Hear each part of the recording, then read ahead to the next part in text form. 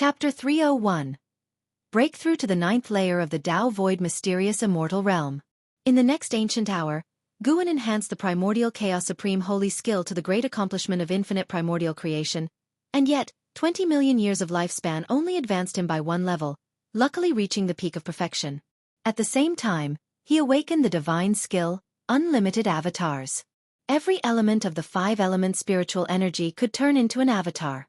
This divine skill's combat power wasn't particularly outstanding as it manifested in quantity, since the 5-element spiritual energy existed everywhere.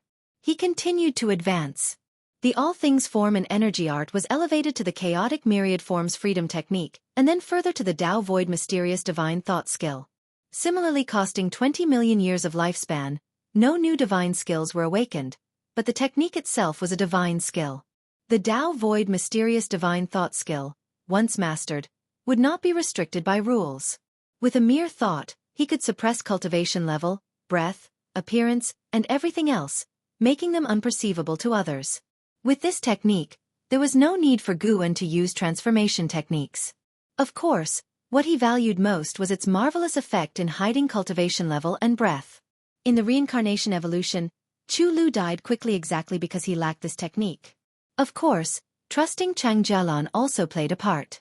After Guan passed on the Tao Void mysterious divine thought skill, another ancient hour had passed. Next was the promotion of the boundless heaven-constricting sword to the eternal boundless divine sword. The limitless freedom step was finally elevated to the stepping path of ages step, a technique that allowed time reversal within a specific range of each footstep, transforming all things from death to life, from life to null. Of course, this stepping technique couldn't aid in achieving immortality since it had limitations and was primarily used for combat. The 9 extremes yin-yang body was finally advanced to the Tao of transcending void body. Guan also enhanced the soul capturing skill, promoting it to the great imprisoned soul immortal technique, consuming 5 million years of lifespan.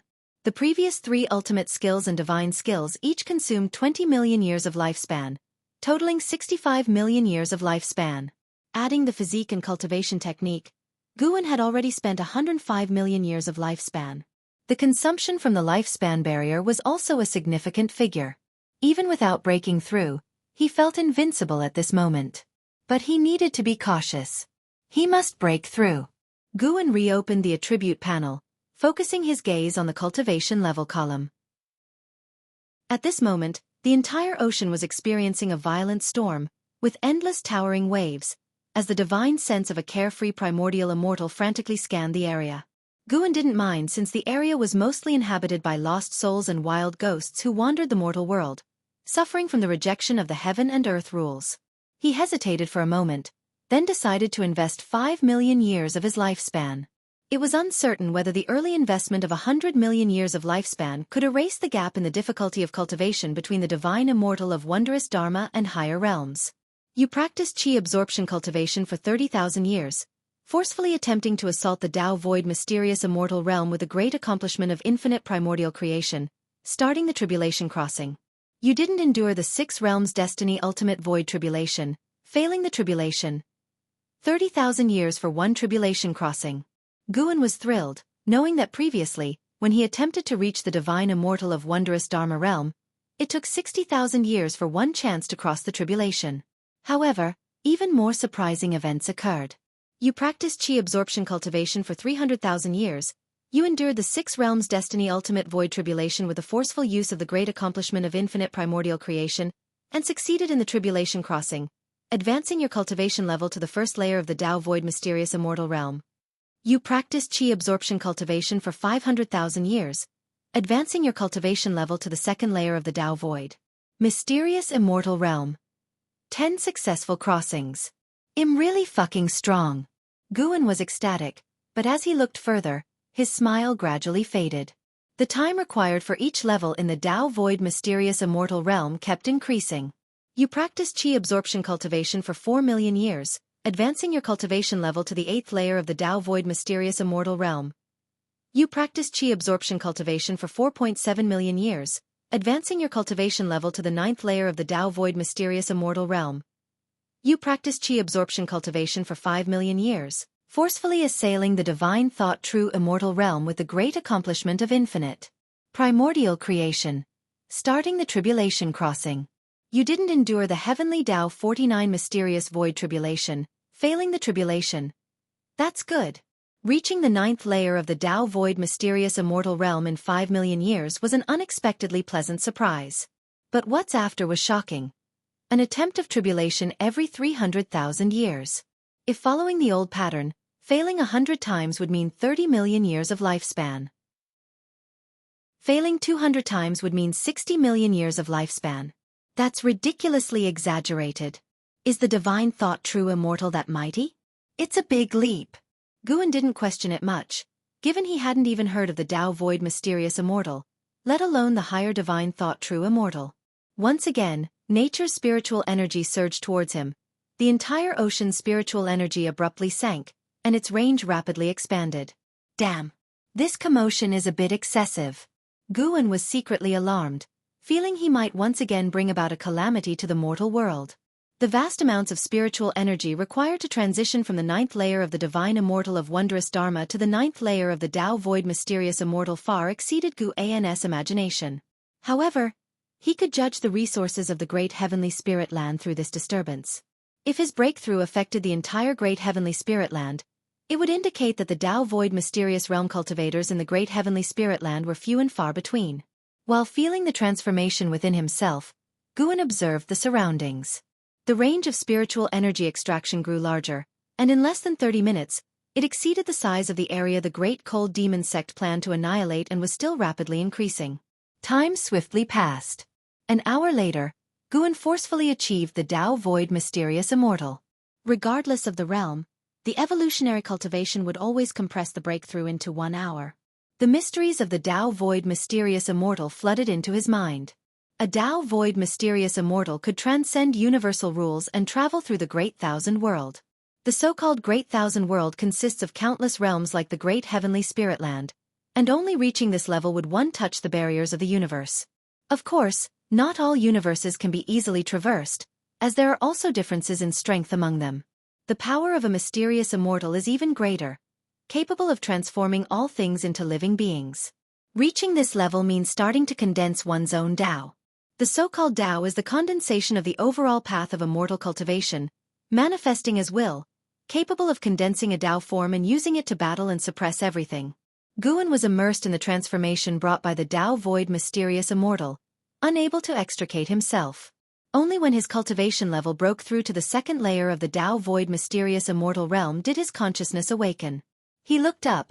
The universe no longer looked so distant to him.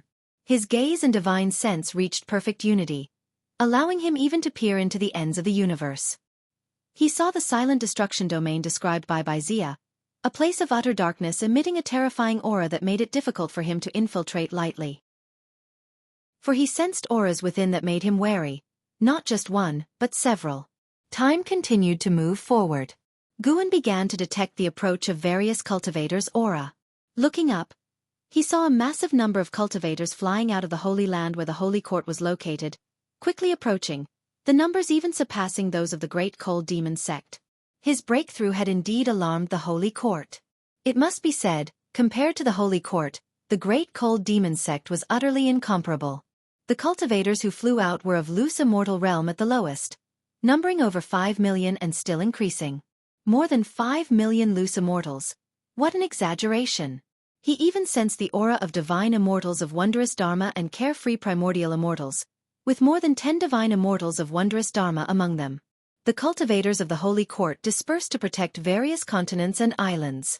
The ocean stirred up world-shocking waves, the speed of the sinking spiritual energy causing many continents to shatter. Seeing the Holy Court coming out to protect the common people, Guan breathed a sigh of relief, holding the Holy Court in much higher regard. He didn't want his breakthrough to result in the extinction of countless beings. It seems the support of the Great Cold Demon sect by the Holy Court was only the will of that Holy King. If the Holy Court became his enemy in the future, regardless of the animosity, simply for today's actions of the Holy Court, he wouldn't thoroughly exterminate them. Of course, it would be even better if he could establish friendly relations with the Holy Court. Cultivation doesn't have to be all about fighting and killing. The benefits derived from slaughtering the Great Cold Demon sect were indeed massive, but it also attracted much wariness. Look now, the battle just ended, and divine immortals of wondrous dharma have shown up, a realm previously unheard of. If he became too arrogant and a more terrifying existence than the divine thought true immortal appeared and slapped him to death with one palm, what could he do? The experience of Chu Lu was a lesson. Of course, more of Chu Lu's death was due to trusting the wrong person. Guan couldn't help but curse at him. How dare you marry into the family of someone you killed? Although initially, Chu Lu was the victim, he should have stayed away from Cheng Jialan. With the Holy Court taking action, Guan felt even more at ease. He began to focus on enjoying the transformation of the Tao Void Mysterious Immortal. Reaching the 9th layer of the Tao Void Mysterious Immortal realm, what could the Holy King behind the Great Cold Demon sect do to him? If that Holy King was also a Tao Void Mysterious Immortal, then Guan would fight with all his might to achieve another breakthrough. Chapter 302. Absolutely not intoxicating. Under the cloak of night, the vast ocean was riddled with shadows of great cultivators flitting by, and many sea monsters leaped out of the water, making the night all the more terrifying. The isolated island where Guan was situated was surrounded by terrifying waves, which could engulf it at any moment. Yet, he was still waiting for the breakthrough to conclude. The amount of spiritual energy needed for each minor realm within the Tao Void Mysterious Immortal realm far exceeded that for breakthroughs in previous major realms. Guan had been observing the outside world, for he wanted to know the impact of this breakthrough on the great heavenly spirit land. By now, the range of the descending spiritual energy had become enormously exaggerated. However, in comparison to the entire great heavenly spirit land, it was still not sufficient to shake the whole. The great heavenly spirit land was far too vast. Even though Guan could now see beyond the heavens, he could not overlook the vastness within the great heavenly spirit land. As time elapsed, more and more great cultivators arrived to protect the oceans from all corners, and even sects that Guan previously dared not spy upon sent out great cultivators. Even the dynasty populated entirely by heavenly spirit life forms had sent people out. Guan suddenly discovered an interesting point. The immortal spirit dynasty and the Holy Court were situated on opposite sides of the great heavenly spirit land, as distant from each other as possible, giving a clear demarcation. He would have to find an opportunity to learn about the immortal spirit dynasty from Bai Zia next time. Guan saw that apart from this stretch of the ocean, the continents and islands and other seas were all protected by great cultivators, even floating in the air near the continent where the supreme sect was located, holding back the waves. The Holy Court's efficiency was truly formidable. It could offer swift protection to the common people within a short period of time, truly worthy of its name. It is worth mentioning that the carefree primordial immortal of this ocean region had been the target of a manhunt. He was besieged by several other carefree primordial immortals and had already fled to outer heaven. Guan couldn't help but mourn him silently. My sin, my sin. Although the other party became involved because of him, Guan had no choice. He had to break through. Going anywhere would attract attention. Going to outer heaven would attract at least those at the heaven and earth flying immortal realm, which would be far too dangerous. However, considering the current commotion, Guan's next breakthrough would have to take place outside of heaven. Although outer heaven was dangerous, Tao Void Mysterious Immortal was not weak. Guan had already seen the words, Divine Thought True Immortal, and had a vast lifespan. He couldn't feel at ease without reaching the 9th layer of Divine Thought True Immortal. He would have to control his next breakthrough a bit more. Reaching the 9th layer, he would have to restrain himself and not prematurely peer into the name of the next realm, lest his heart itch with curiosity. Guan thought silently to himself. The anomalies above the ocean had not affected outer heaven. The moon set and the sun rose. When morning arrived, the turmoil of spiritual energy over the ocean gradually returned to calm. Guan had finally reached the 9th level of Tao Void Mysterious Immortal. He slowly opened his eyes, and the golden patterns on his forehead shone with an illusory vertical golden eye. The pupil of the primordial divine eye was gradually turning black, then deep gray, making this vertical eye all the more terrifying and oppressive. With a thought, Guan caused the primordial divine eye to disappear. He slowly stood up. Without taking a step, his figure vanished on the spot from the island. Almost instantaneously, he arrived within the Nianchu cave of Heavenly Phoenix Mountain. Tian Yaoer, Tian Qing, and Tian Bai were all immersed in cultivation. The cave was quiet, save for the sound of dripping water, exuding a profound serenity. Guan clapped his hands, and the 3 demons awoke. They quickly came out of the house and upon seeing Guan, were overjoyed and rushed to meet him. Master, what exactly happened outside these past 2 days? Yes indeed, such a terrifying aura came through. Master, are you all right? The 3 demons chattered excitedly, their questions buzzing with enthusiasm. Guan felt a pang of guilt. He should have visited sooner. Instead, he had let them worry for so long. Come on, let's go to the outer world cave, Guan called out, then took the 3 demons away with him. Along the way, the 3 demons talked incessantly, and Guan did not hide anything from them, recounting the calamities they encountered outside. Divine exotic resentful ghosts, divine exotic ghost kings, the great cold demon sect, the heavenly fire catastrophe, and more. All of these stories made them tremble with fear. But hearing from Guan that the calamity had passed, they finally breathed a sigh of relief. They began to wonder who had resolved the calamity. Guan said even he wasn't sure. When they arrived at the outer world cave, Guan raised his hand. Countless storage bags, storage rings, and storage Dharma artifacts flew out of his sleeves and piled up on the open ground. The 3 demons were stunned. Tian Yaoer couldn't help but ask, "Why are there so many?" Guan didn't answer. After piling the collected storage Dharma artifacts into a mountain, he swept over them with his divine sense, dispelling all restrictions. In an instant, he obliterated anything that might be harmful. I entrust these to you. On ordinary days, refrain from touching them to avoid attracting powerful beings, Guan warned them. In truth, no matter how much they handled them, they wouldn't attract other cultivators. He was only worried they might accidentally harm themselves. The 3 demons nodded blankly, still not fully grasping the situation. Guan didn't explain further and disappeared on the spot. Tianbai came to her senses and tentatively asked, "Could the mysterious great power who saved us from the calamity be our master?" Tian Yaoer had a strange expression. Long suspecting that Guan downplayed his own strength when he said he was no match for the Heaven Phoenix Demon Mother, she became even more certain now. She just didn't understand why Guan would hide his true cultivation level. Elsewhere, Guan returned to the Supreme Sect. The continent where the Supreme Sect resided had not been affected by the disturbances of the previous night, though the winds between the heavens and the earth were a bit stronger. He first returned to the 8 scenic caves to inform Jiang Qiong that the great cold demon sect had been eradicated. Jiang Qiong was shocked and immediately left. Guan didn't follow her. Instead, he used the teleportation array in the valley to return to the 3rd Medicine Valley. Even after 2 days had passed, the atmosphere in the valley was still lively. Most people were discussing the great cold demon sect. Stealing the 5 elements and 9-finger divine lord resumed their chess game, occasionally shouting, drawing laughter from the surrounding disciples. The servant disciples who were laboring were also spirited, and even the white spirit rat under the mystic pure tree was unusually awake, lying at Enzin's feet, enjoying her petting.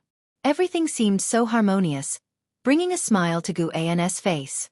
He had taken the risk to intervene so that he could see such a scene every day. Guan walked towards his own loft. His divine sense turned towards outer heaven. His next breakthrough had to take place in outer heaven. He wondered if it was because of last night's anomaly, but there were many great cultivators patrolling above the great heavenly spirit land. Although their cultivation levels were not as high as his, he still didn't want to appear at this critical juncture. He would wait for those great cultivators to disperse before he went to outer heaven for the breakthrough. With his remaining lifespan, breaking through to divine thought true immortal should not be difficult. Thinking of this, Guan's mood became even more pleasant. He hummed a tune as he ascended to his loft, where the blood prison great saint, lying in wait, watched his master, deep in thought. After Guan entered and closed the door, blood prison great saint finally thought, "The master seems to have become stronger again. How high is his realm?"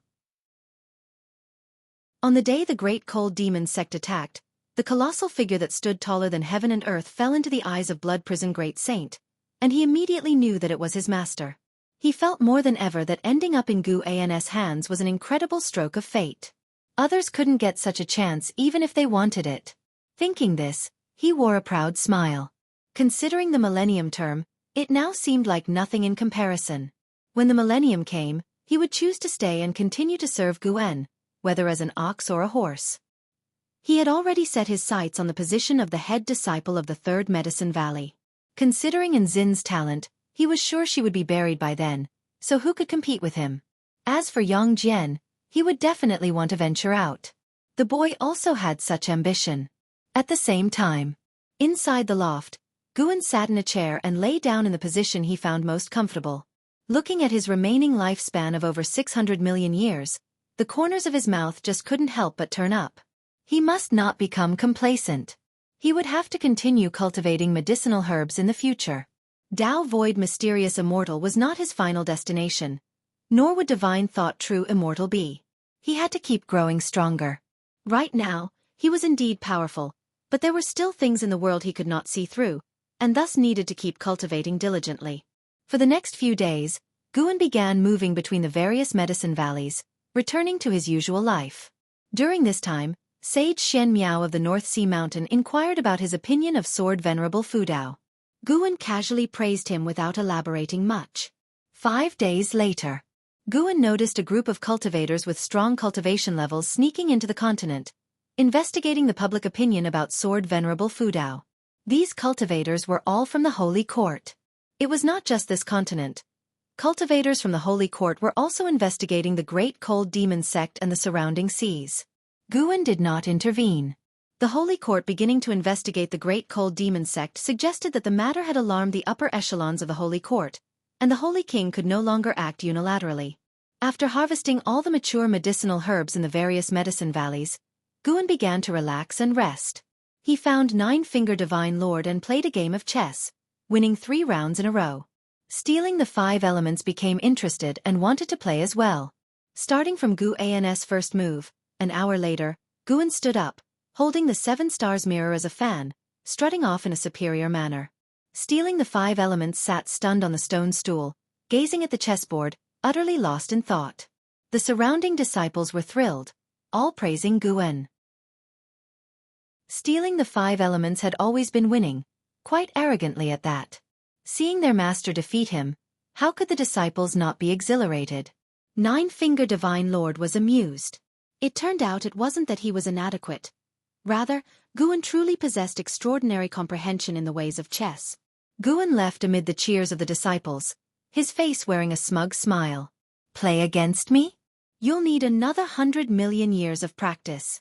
Guan admitted that those at the 9th layer of heaven and earth flying immortal realm were powerful, just 27 small realms below him.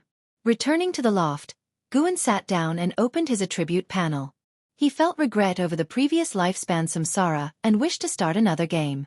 After all, there were still plenty of Holy Court great cultivators patrolling outside heaven, so there was no rush to break through. Just one game, and definitely not getting carried away. You consume 10 million years of lifespan to initiate 1 reincarnation evolution. Connecting with Tao rules. Searching for reincarnation worlds. You can choose one of the following worlds. 1. Great Heavenly Spirit Land. 2. 9 Extreme Great Heaven and Earth. 3. Dark Great Heaven and Earth. Guan hesitated for a moment before deciding he would still choose the Dark Great Heaven and Earth. Where one falls, there one shall rise. This time, he would not repeat the same mistakes. You have chosen to reincarnate into the Dark Great Heaven and Earth. Considering that the Tao rules of this world cannot conceal your talent, you shall retain your ability to seize lifespan, but you will not be able to unlock stage-wise functions. Reincarnation evolution begins. In the first year, you are born into a noble household within the Beiqian domain's Great Xia Holy Dynasty, blessed by your parents with the name Shao Shengtian. At the age of 5, while you are fast asleep, you fall victim to poisoning by a concubine of your father's 3rd wife. Before you lose consciousness, you glimpse her figure. Fortunately, your mother discovers you in time, allowing for your rescue. Once your strength returns, your grandfather gathers the family in the Great Hall. Faced with your grandfather's query, will you choose to expose that you were poisoned by the 3rd wife's concubine? Chapter 303 Fighting Will. Guan's hostility. Seeing the prompt of reincarnation evolution, Guan hesitated. If it had been earlier, he would have definitely chosen to expose the crimes of the 3rd concubine to seek justice for himself. But Chu Lu's short life had left him with a psychological shadow. Although lifespan samsara was just an evolution and would not harm his original self, he was toying with 10 million years of lifespan. Moreover, the prompt was brief, and he couldn't analyze the specifics of the situation or understand the background of the 3rd concubine. What if exposing her would bring about a deadly disaster? Forget it, he should endure it for now. Although it was a grieving, it wasn't something he personally experienced. You choose to reveal you were poisoned by the third concubine. A turmoil in the Shao Kingdom's mansion thus resolved. At the age of 8, you began to practice swordsmanship, and accidentally cut a spirit grass during the process, claiming 8 years of lifespan and marking a turning point in your life of immortal cultivation. At 12, thanks to lifespan evolution, your cultivation level broke through to the nascent soul realm. At 17, the great Ming dynasty was besieged by 3 dynasties, the land shattered, and you followed the Shao family's southward migration, continuously encountering attacks and fierce battles, and your lifespan grew quickly. At 18, during the escape, you encountered 2 severely injured cultivators, one male and one female, each begging you to save them and kill the other, plunging you into hesitation. You choose to save the male or the female, to kill the male or the female. Neither save nor kill. Guan made his choice without hesitation. You didn't make a move, you watched the 2 die, and after their death, you took their storage bags. Seeing this line of prompt, Guan almost cursed loudly. Why so impulsive? The following years were filled with various escapes and battles. Until, at 27, an elder of the great Dayan sect from the Mahayana realm suspected you of slaughtering his descendants since you possessed their descendants' storage bag. You vehemently denied it, yet he still tried to kill you, and finally, both of you were heavily injured, and you got separated from your family. Fighting a Mahayan realm cultivator at the age of 27, Shao Shengtian indeed had some substance. It seems his path was quite wild. Guan lamented in his heart. He could only see a general description and didn't know how many enemies Shao Shengtian had killed during this process. At 30, you entered the Luo Qing sect to focus on cultivation. At 45, the Shao family was slaughtered. Deeply grieving upon learning this, you began to investigate who the enemy was. At 50, after 5 years of investigation, you found that the power that slaughtered the Shao family was the Li family from the East Profound Domain. You left the Luo Qing sect alone to rush to the East Profound Domain. Seeing the words East Profound Domain, Guan secretly felt that something was amiss. Why, out of nowhere, was his family destroyed again? Speaking of which, Guan in this life also had no relatives, living alone in the Ji family mansion. Could this be fate? At 60, you stormed the secret realm assessment of the East Profound Saint Mansion, swept through the geniuses of East Profound Domain, and became renowned throughout the world. At 70, you cultivated the heavenly gang holy body in the East Profound Saint Mansion. The mansion master favored you greatly, wishing to betroth his youngest daughter to you, whether you accept. Do not accept. You refused the mansion master's goodwill. He then took you as a disciple, and you received great cultivation resources from the East Profound Saint Mansion. Guan smiled when he saw this. That's more like it. The following life was filled with various cultivations. Shao Shengtian continually enhanced his physique, cultivation technique, and divine skills. His choices were limited, focusing on only one method of each type. Years swiftly passed. At 137, you participated in the holy competitions of the 5 domains. With an overwhelmingly dominant appearance, you claimed the title of the strongest prodigy of the era, and the name of the heavenly gang holy body spread across the great heaven and earth. At 138, you encountered a cultivator from the Li family during an externship. Due to a deep-seated hatred, you erupted into conflict with the Li family, encountering a mysterious carefree primordial immortal who intervened and nearly killed you. Fortunately, a cultivator named Hanging Pot saved you when you were severely injured. At 139, before your injuries fully healed, the Li family attacked again, vowing to annihilate you. Hanging Pot consumed his true yuan, using a great divine power to shift you and his children into a space-time rift. The 3 of you fell into the Dark Continent. At 140, Hanging Pot's son couldn't withstand the invasion of dark powers, ultimately perishing, his soul turning into a dark undead and disappearing, and you took his sister to search for him. At 142, the 2 of you failed to escape the Dark Continent. Hanging Pot's daughter also turned into a dark undead. You, enraged, began slaughtering the dark undead of the Dark Continent. At 143, you encountered the Black Profound Emperor from the Tao Void mysterious immortal realm, who extinguished your soul. Reincarnation ends. What? Damn Black Profound Emperor again. How did he reach the Tao Void mysterious immortal realm this time? Guan's eyes widened, his anger uncontainable. If the Black Profound Emperor had the ability to anticipate lifespan, he would have already sensed the intense hostility from Gu-en. This guy had been squatting on him for 2 lifetimes. How could he bear it? Gu-en immediately vanished inside the room and teleported to the ocean floor of another world. Then he activated the lifespan barrier. A surge of vast memories rushed into his mind. An hour later, Gu-en opened his eyes, his face showing complex emotions.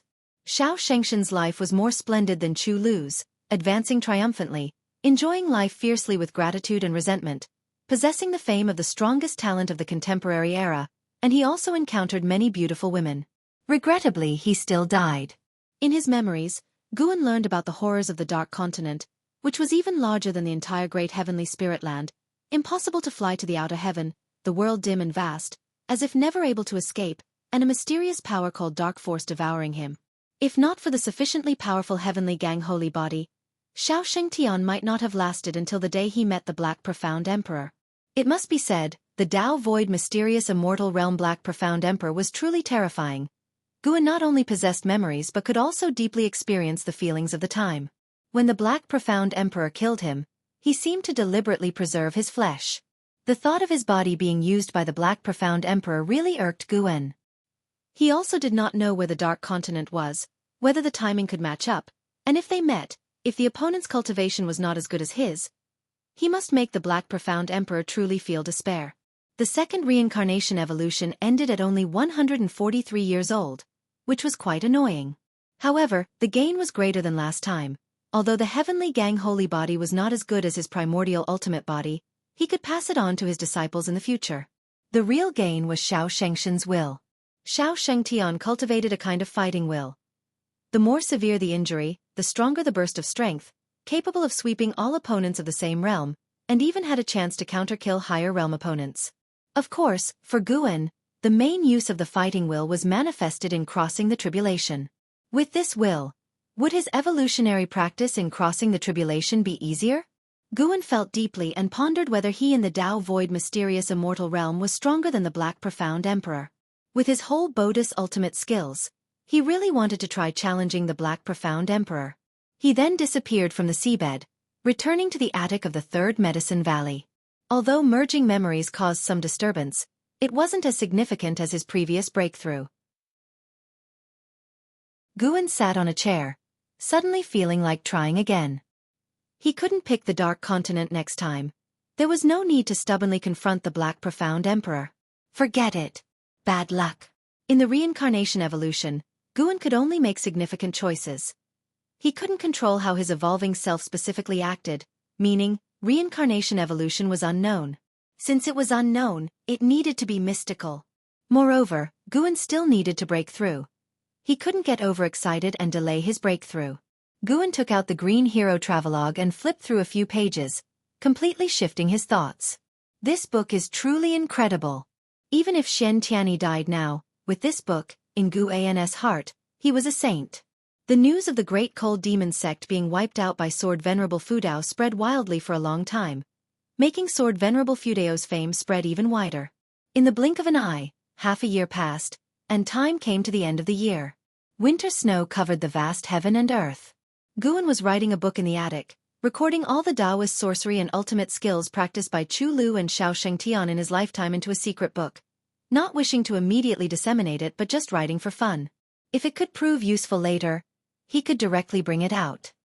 He suddenly sensed something, raised an eyebrow, then put down his pen and vanished inside the room. Far away on the ocean, Bai Zia lay on a large gourd, the gourd soaring among the clouds, his legs crossed, looking very stylish.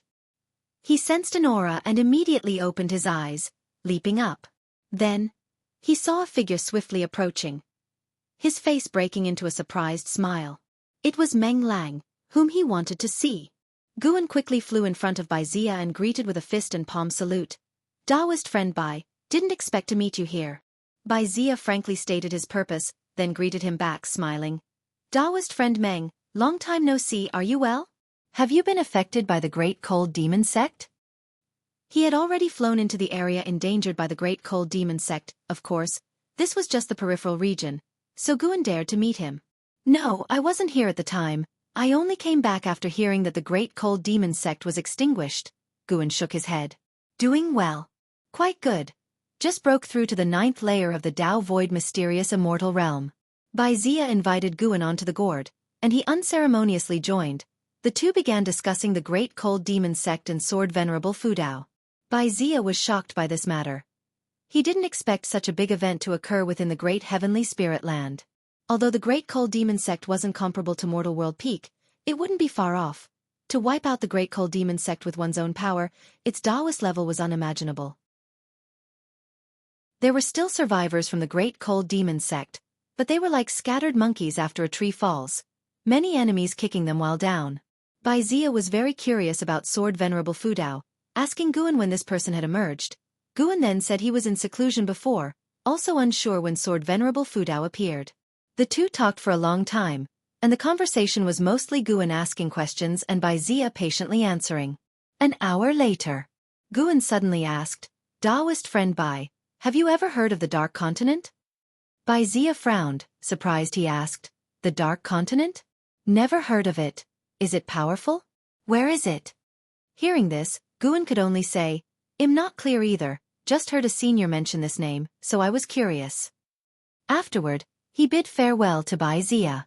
Bai Zia hurriedly said, Mortal World Peak will soon hold a 10,000-year summit. You must come, officially taking over as Peak Master. Guan nodded, then flew toward the direction away from the Supreme Sect. As he flew far away, Bai Zia muttered, Dark Continent, why does it feel like I've heard it somewhere? Chapter 304. Breakthrough to the Divine Thought True Immortal Realm 9 Layers.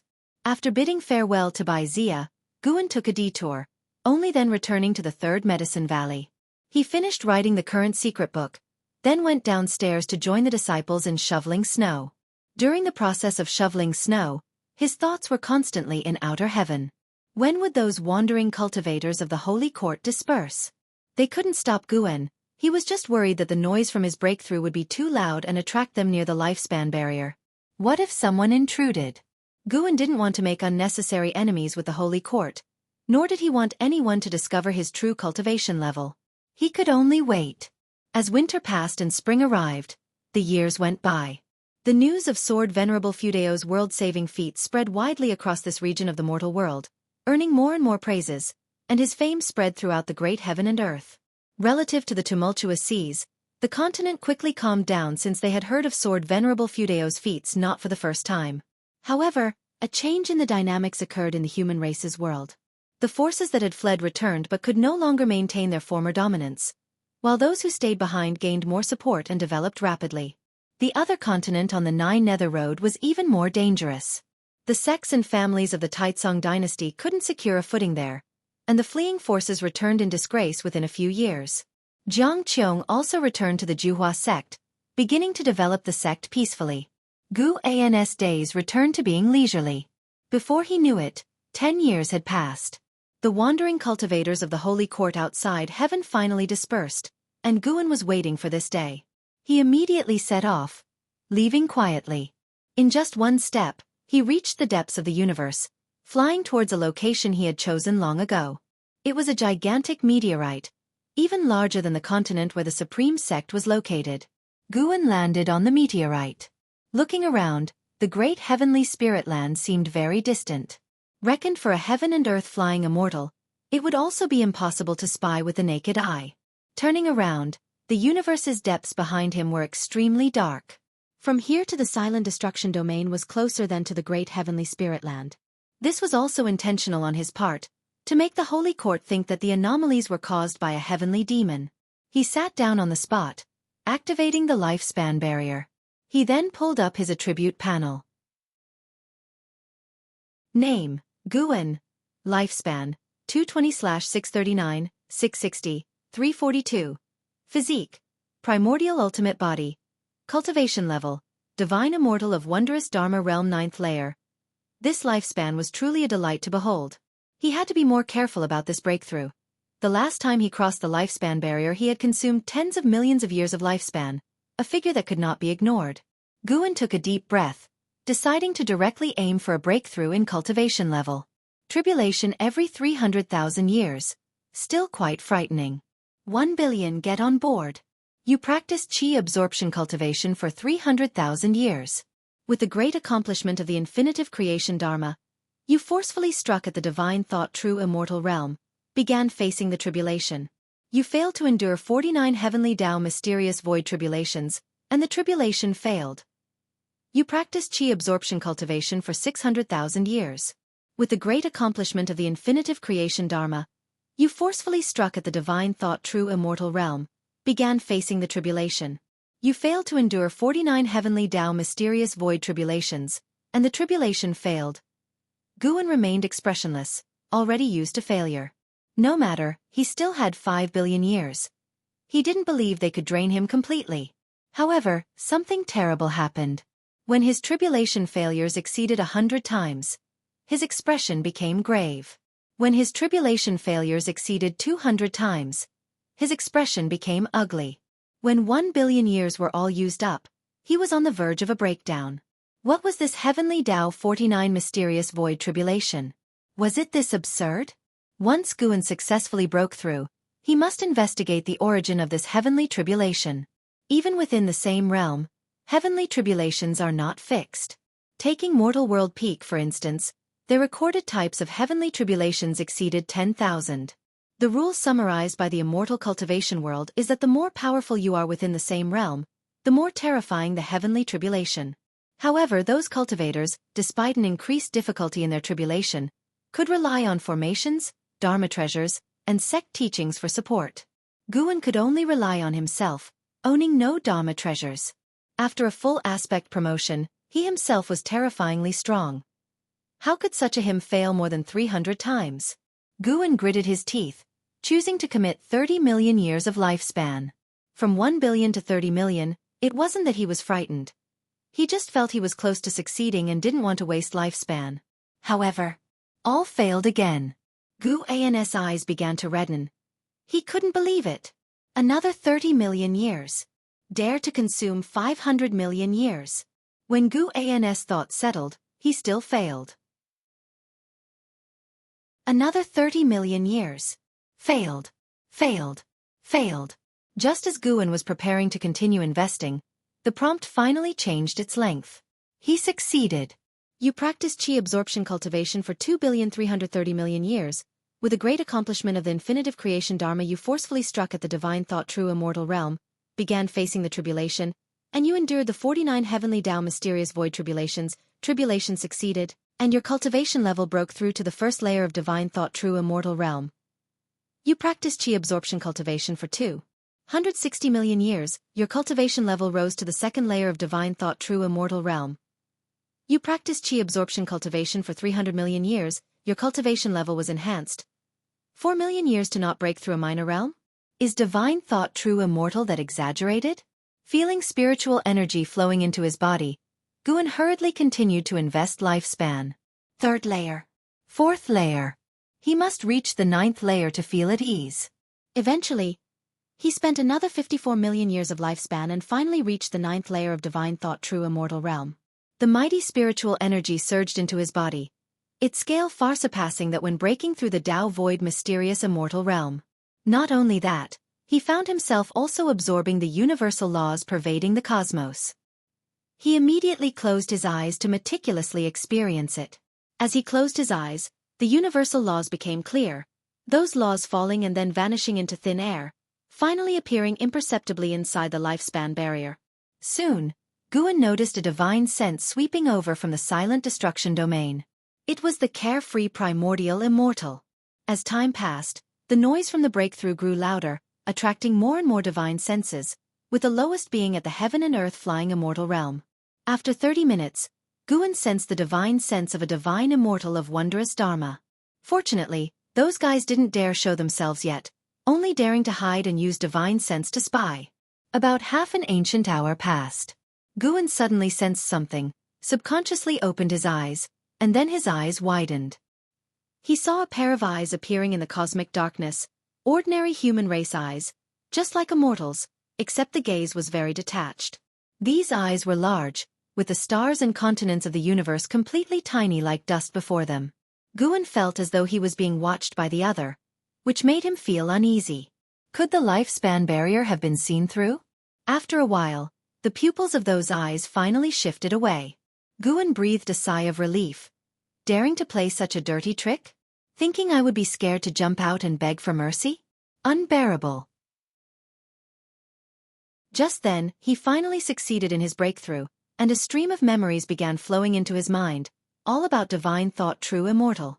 Divine Thought True Immortal, Divine Sense transformed into Divine Thought, with immensely powerful thoughts that could kill enemies or cast spells through thought alone.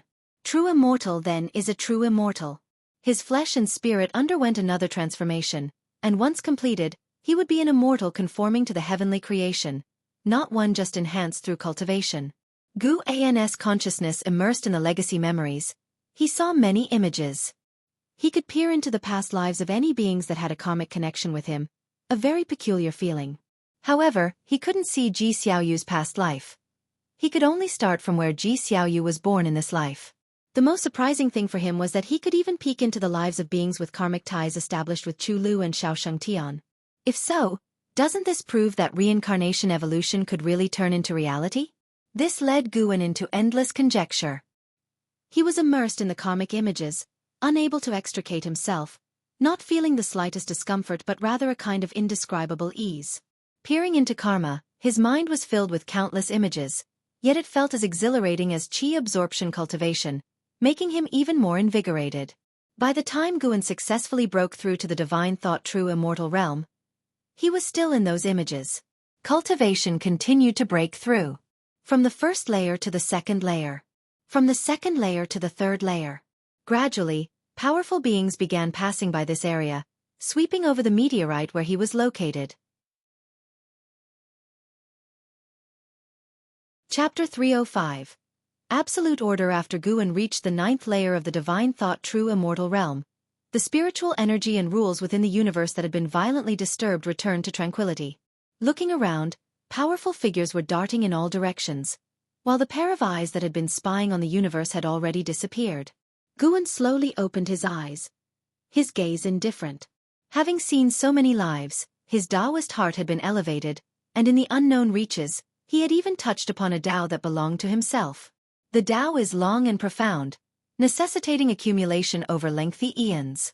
Currently, Guan possessed only cultivation level. Wishing to strengthen his Tao, he needed to traverse real time in reality. Of course, this did not mean Guan was weaker compared to others at the same realm. The Tao was merely the direction for his future cultivation. 9 heavens of immortal path. Divine Thought True Immortal was already the 8th heaven. Chi cultivation, foundation establishment, core formation, nascent soul, divinity transformation, void crossing, unification, mystic heart, Mahayana, nirvana, loose immortal, wandering immortal, heaven and earth flying immortal, carefree primordial immortal, divine immortal of wondrous dharma, Tao void mysterious immortal, divine thought true immortal. Unknowingly, Guan had transcended so many major realms. He was only 220 years old now. His future achievements were limitless. What realm lies above the 9 heavens? Guan fell into endless reverie, uncaring about the figures moving in various directions. Let alone other divine thought true immortals. Currently no Tao void mysterious immortal had appeared, likely hidden in the shadows. Considering the mysterious giant eye he had encountered before, he now recalled and still could not see through the opponent's cultivation level. Guan looked at the consumption of the lifespan barrier and frowned. This breakthrough alone had consumed over 50 million years of lifespan. Now he had only 340 million years left. This breakthrough exhausting nearly 300 million years made it hard to imagine how many years the next breakthrough would require. Nevertheless, the cultivation of the 9th layer of divine thought true immortal realm was enough for him to protect himself.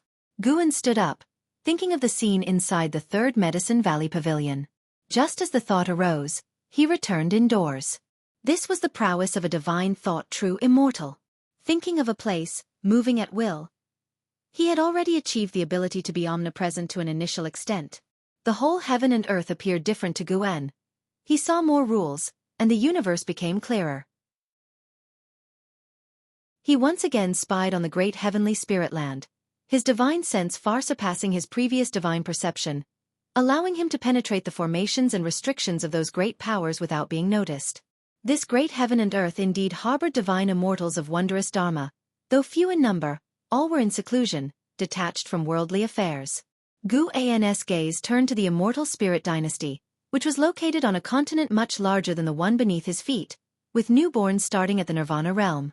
There, too, were divine immortals of wondrous dharma, even Tao void mysterious immortals as well as places too profound to probe.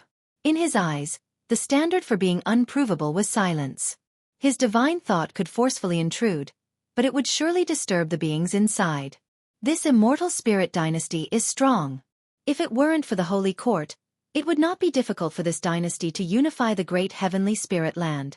However, they seemed not to desire hegemony but were isolated from the world. Guan saw no immortals coming in and out. He then turned his divine thoughts towards the Holy Court at the other end of heaven and earth. The baseline of the Holy Court was not as high as that of the immortal spirit dynasty, but the number of beings in the Holy Court was extremely large, incomparable to the immortal spirit dynasty, and the number of beings at the same realm was also greater than that of the immortal spirit dynasty. If the immortal spirit dynasty was taking an elite route, the Holy Court was developing in all aspects, and it held absolute control over the great heavenly spirit land. There were also places in the Holy Court that Guan would not offend lightly, but after roughly spying around, Guan felt that the Holy Court was still stronger than the immortal spirit dynasty. During his observation, Guan saw the carefree primordial immortals moving in and out of the great heavenly spirit land in ways that beings could not perceive. He secretly rejoiced. Fortunately, after reaching the heaven and earth flying immortal realm, he had not acted recklessly. Otherwise, when the carefree primordial immortal arrived in front of him, he would not even have been aware. After reaching the divine thought true immortal realm, Guan was better able to sense the foundation of the great heavenly spirit land and of course, he also had his own confidence, not so fearful of the Holy Court. Guan vaguely saw the chief fortune of the Holy Court forming an invisible passage, leading deep into the universe, entering the annihilation zone. His gaze involuntarily turned towards the annihilation zone. The universe was vast and boundless, and the annihilation zone was not just in one direction but surrounded the cosmic region where the great heavenly spirit land was located, although the great heavenly spirit land was closer to one side. Thus, the beings of the great heavenly spirit land who flew out mistook that the silent destruction domain was only in one direction. Even for a heaven and earth flying immortal, flying to the annihilation zone from another direction would take many years, enough to see how vast the universe is. Guan retracted his divine thoughts, filled with emotion. This world was different from what he had anticipated. Due to the influence of past life culture, he felt that if there was the immortal path, there would be order, with immortals governing all things under heaven and reincarnation constraining yin-yang. Yet, in reality there was none. There were realms of immortal path but no immortals governing the heavenly Tao. There were reincarnation and yin-yang, yet no order like that of the underworld. Now, having observed the universe, Guan had only one feeling. It was chaos. There was no absolute order. Guan thought that there might be an even vaster world on the other end of the universe, with the silent destruction domain impeding the steps of the beings of the great heavenly spirit land, especially since he had learned through reincarnation evolution about the existence of other great lands. Speaking of the dark great land alone, he felt that the dark great land was stronger and larger than the great heavenly spirit land. This was normal. Zia had mentioned that the current great heavenly spirit land was just a fragment. How vast the true great heavenly spirit land was hard to imagine. Guan couldn't help but think of his juniors, his disciples. His pride faded along. Though a divine thought true immortal was indeed powerful, he had not yet reached a stage where he could command reincarnation, at least he could not make those around him immortal. He was planning to visit Yilan after some time to see if he could help extend her ultimate lifespan. Guan raised his hand, tapping the desktop with a finger. This action was transmitting mana. He was enhancing the mana within the heaven-cutting axe while also strengthening the words righteous path on the heavenly repair platform. Since the prestige of Sword Venerable Fudao had already been established, he would just have to maintain it.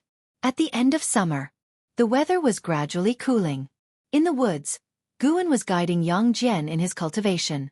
Yang Jian wielded a trident and blade, his attacks swift and powerful, yet unable to harm Guan, who with just 2 fingers could block all his attacks. This trident and blade were forged by order of Li Xiandao and had already been given to Yang Jian, but typically, inside Medicine Valley, Yang Jian would not bring out this divine weapon. The making of this divine weapon was similar to that of the heaven-cutting axe, weighing 1,000,000 jin, and it contained special restrictions inside that enhanced its strike force. Yang Jian grew more and more astonished in battle.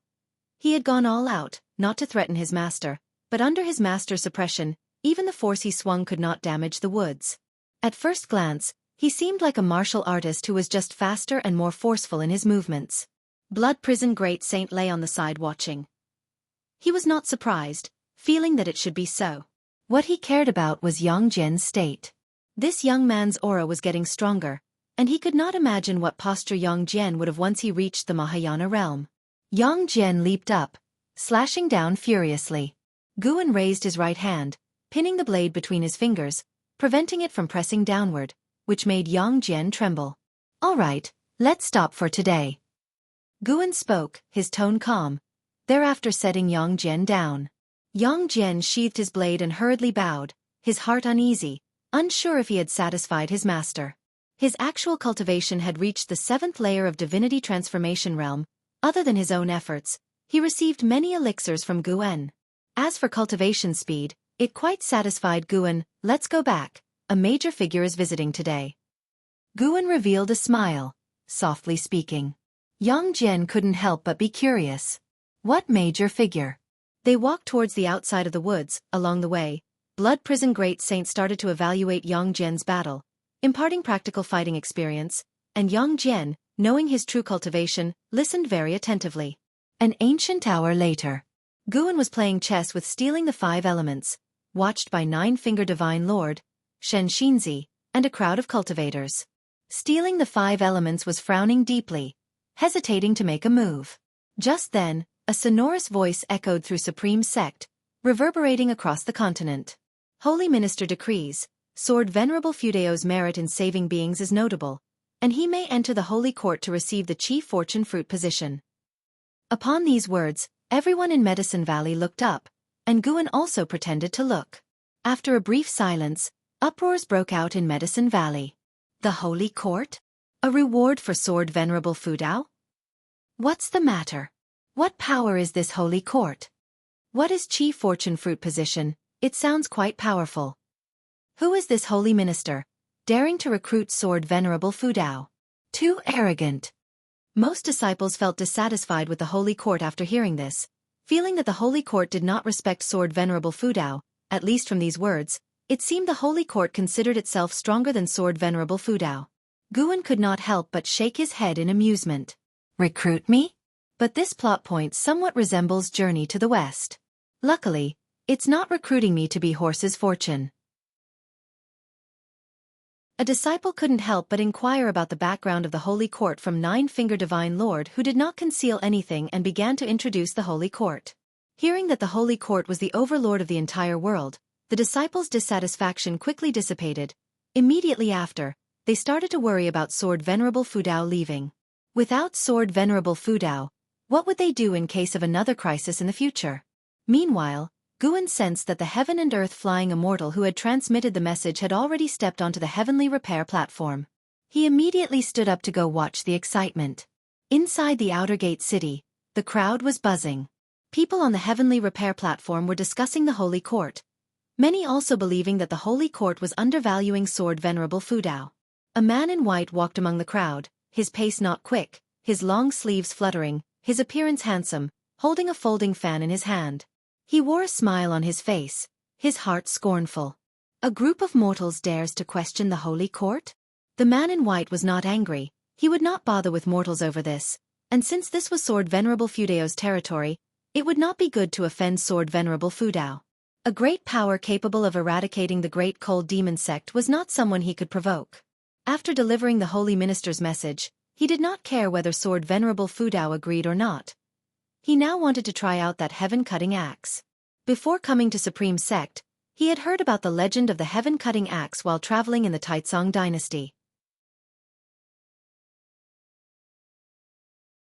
Chapter 306. I am Sword Venerable Fudao. The man in white walked for a while, slowly arriving in front of the heaven-cutting axe. Zhua Yijian saw his extraordinary bearing and couldn't help but scrutinize him with curiosity. The man in white asked with a smile, "I am Lu Xianyi, may I try my hand at the heaven-cutting axe?" The creatures of this continent are too weak. Naturally, it would be impossible for them to receive the inheritance of Sword Venerable Fudao. If he could achieve that, it would also be a fortuitous opportunity for him.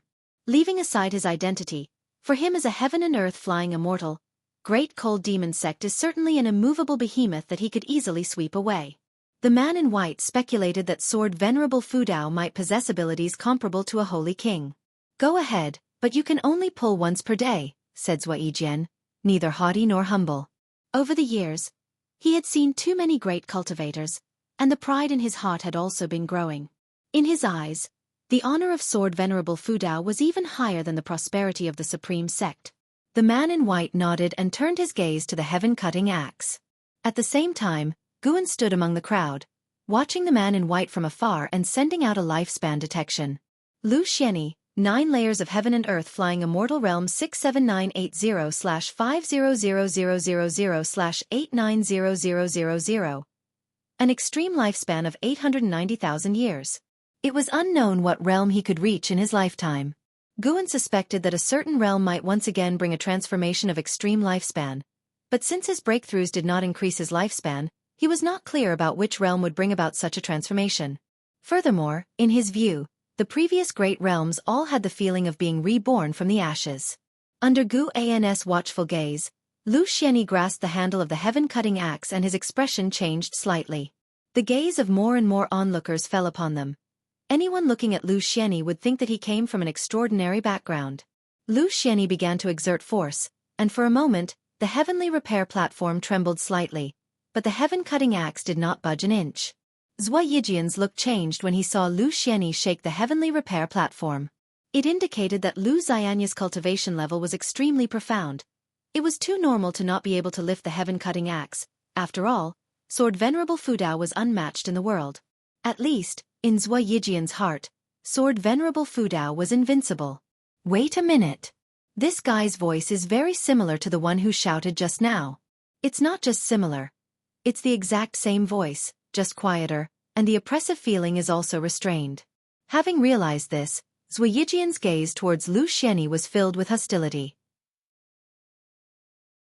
How dare this scoundrel try to poach the Sword Venerable? Outrageous! The commotion caused by Lu Xianyi attracted the attention of everyone on the heavenly repair platform, but he didn't pull for too long. After a few breaths, he released his hand. He let out a long sigh, stepped back and said with a smile, Sword Venerable Fudao is indeed as reputed, I am impressed. After that, he raised his hand in salute to the heaven-cutting axe, then turned and left. The cultivators along the way made way for him, afraid of offending him. Just from the commotion earlier, they felt they were not in a position to provoke him. Guan stood among the crowd and also gazed at Lu Xianyi. Soon, Lu Xianyi disappeared from the platform, prompting discussion among the cultivators there. Guan then headed down the platform. Since he was here, he might as well take a stroll. Otherwise, stealing the 5 elements and 9-finger Divine Lord would suspect why he specifically came to watch Lu Xianyi. Of course, the most important reason was that Guan did not want to play go with stealing the 5 elements. These guys were playing slower and slower games. Guan certainly understood their malicious intentions. Indeed, at this moment, stealing the 5 elements was still claiming the last game was a draw.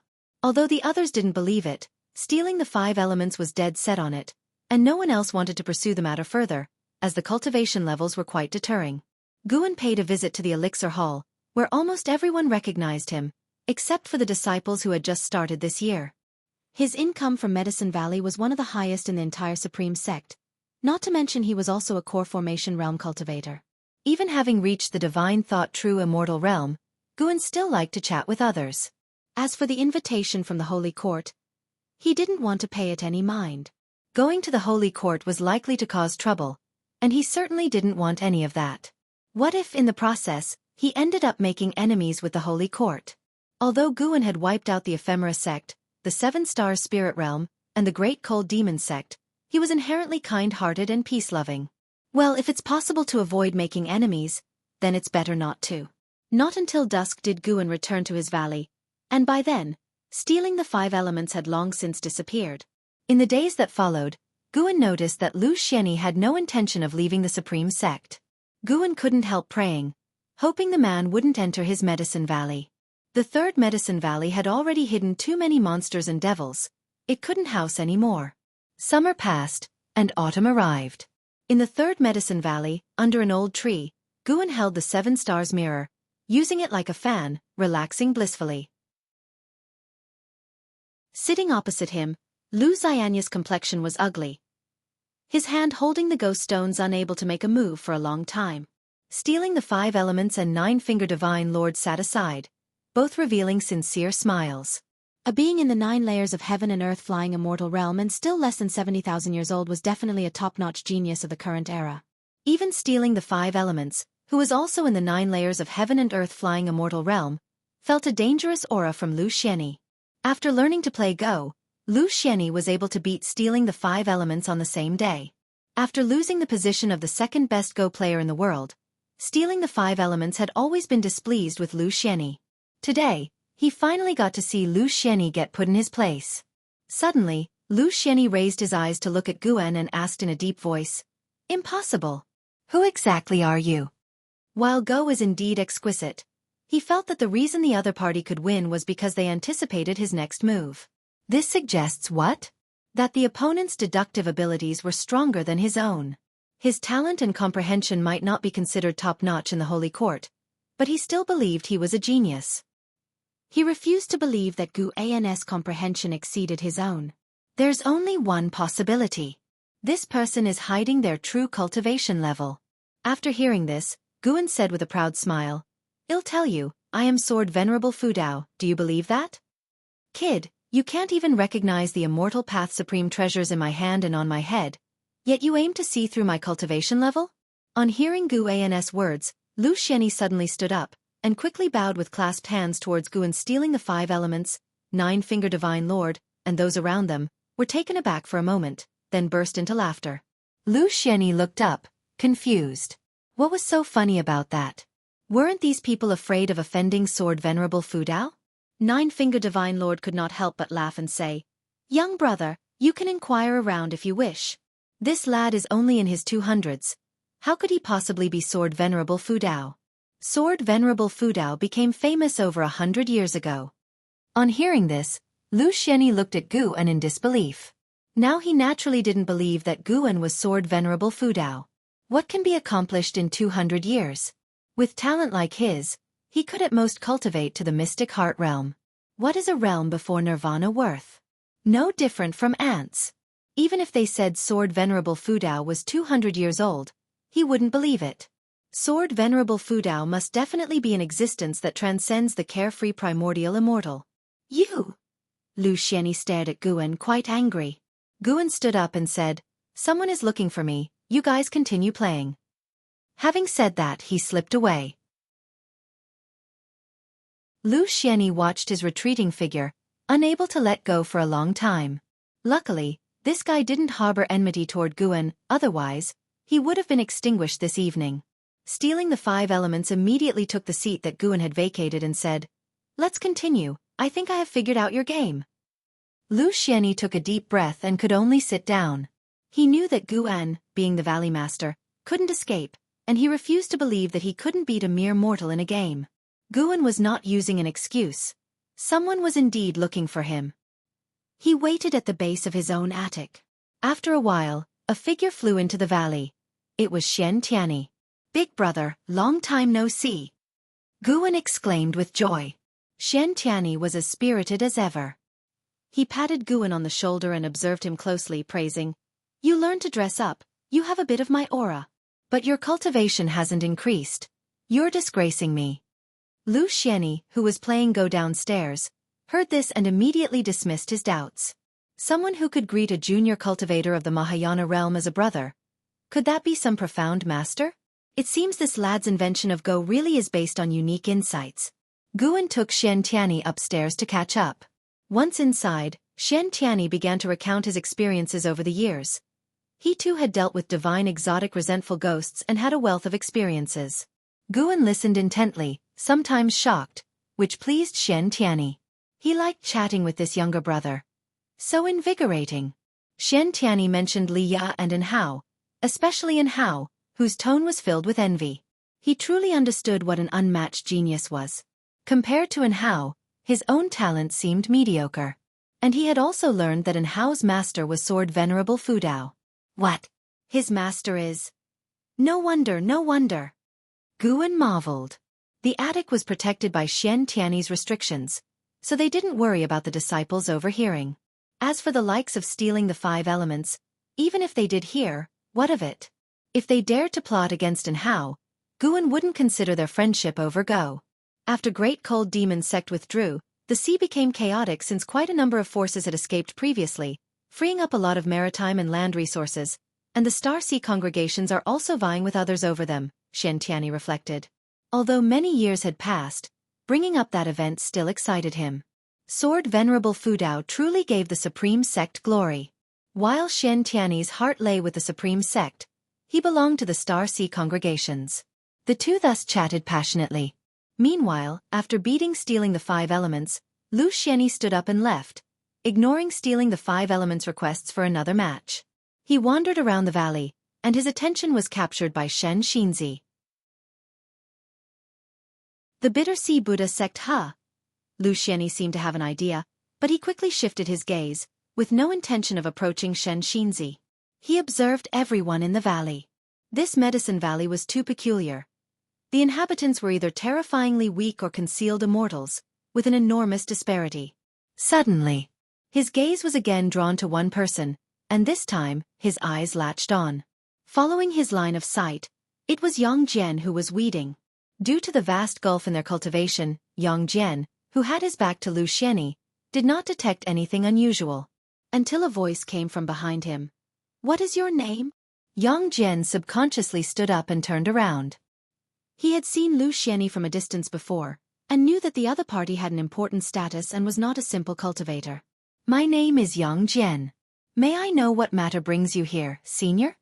Yang Jian bowed with clasped hands, striking a balance between respect and not coming across as obsequious. Yang Jian. Lu Xianyi mused, recalling having heard this name before. It was mentioned by 2 Supreme Sect disciples in conversation, with one claiming that true Lord Erlang, Yang Jian, was more formidable than the great sage equaling heaven. The two even quarreled about it in the end.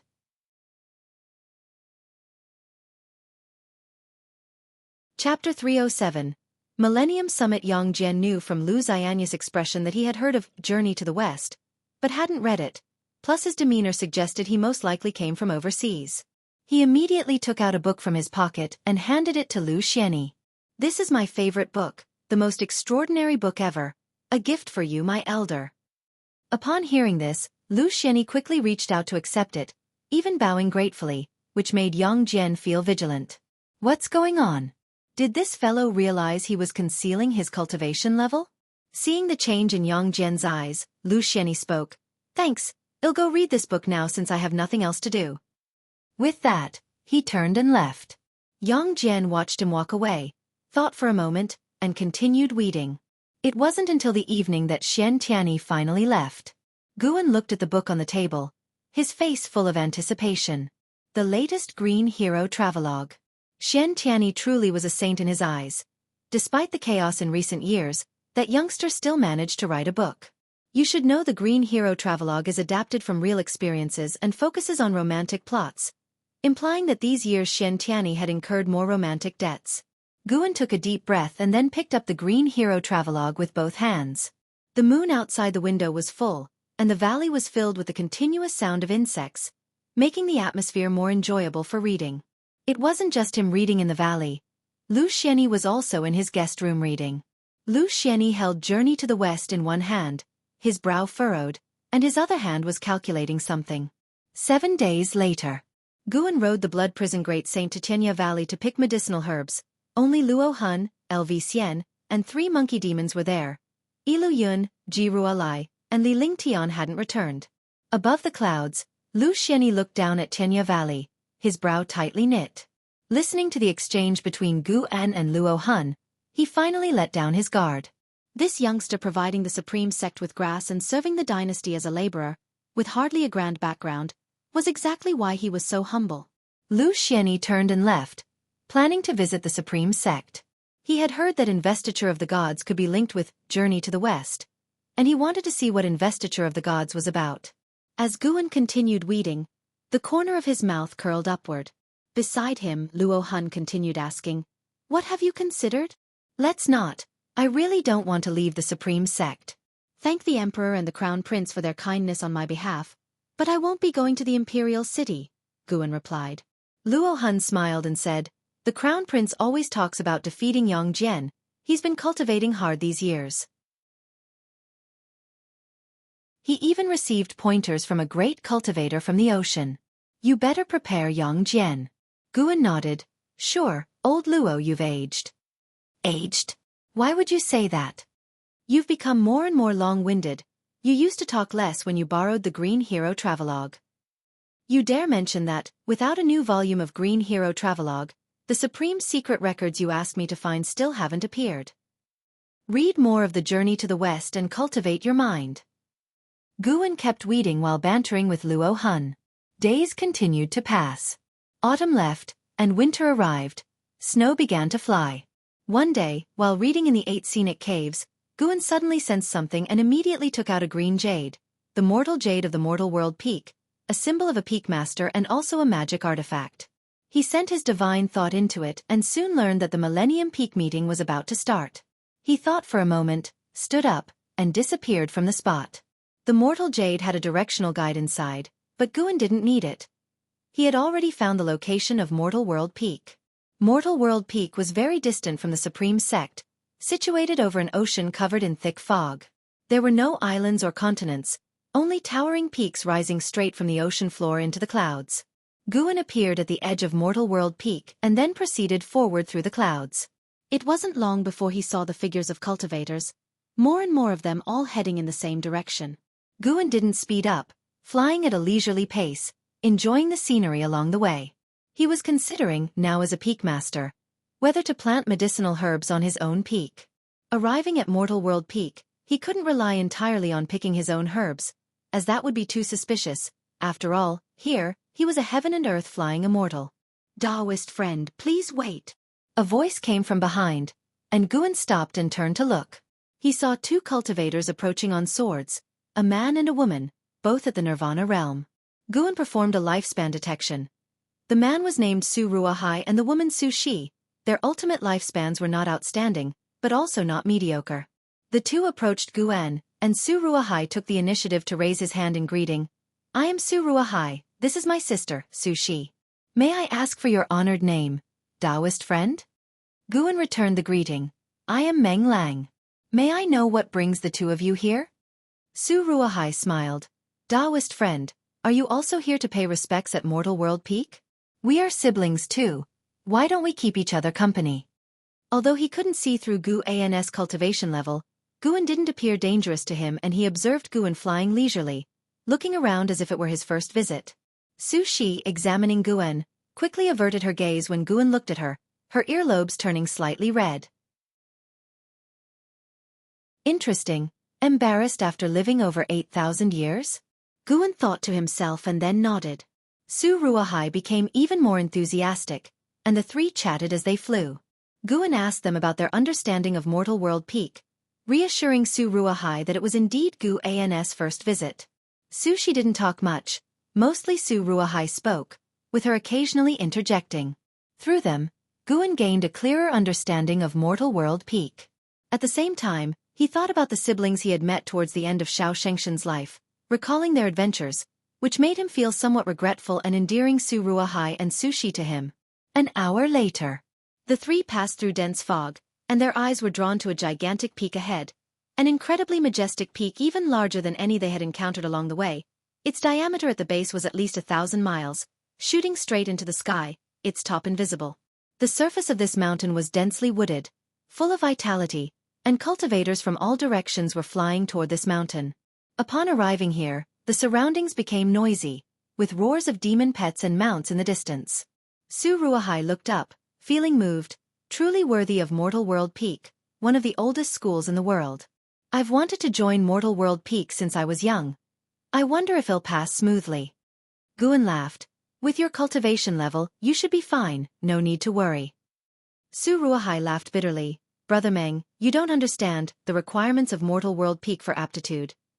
Ha ha ha, Taoist friend Meng, you finally arrived. A hearty laugh interrupted Su Ruahai. Guan knew without looking up that it was Bai Zia who had come. He had intentionally leaked a hint of heaven and earth flying immortal aura earlier. Su Ruahai and Su Shi might not have noticed, but Baizia, who had been waiting for him, picked it up quickly. Baizia descended from the sky, grabbing Guan's hand, eager to move on. If you hadn't come, your position as Peak Master would have been taken. Baizia huffed. Guan quickly said, I'd like to bring them along. Baizia glanced at Su Ruahai and Su Shi, nodding slightly. Su Ruahai and Su Shi were stunned. Peak Master's position? Had they heard right?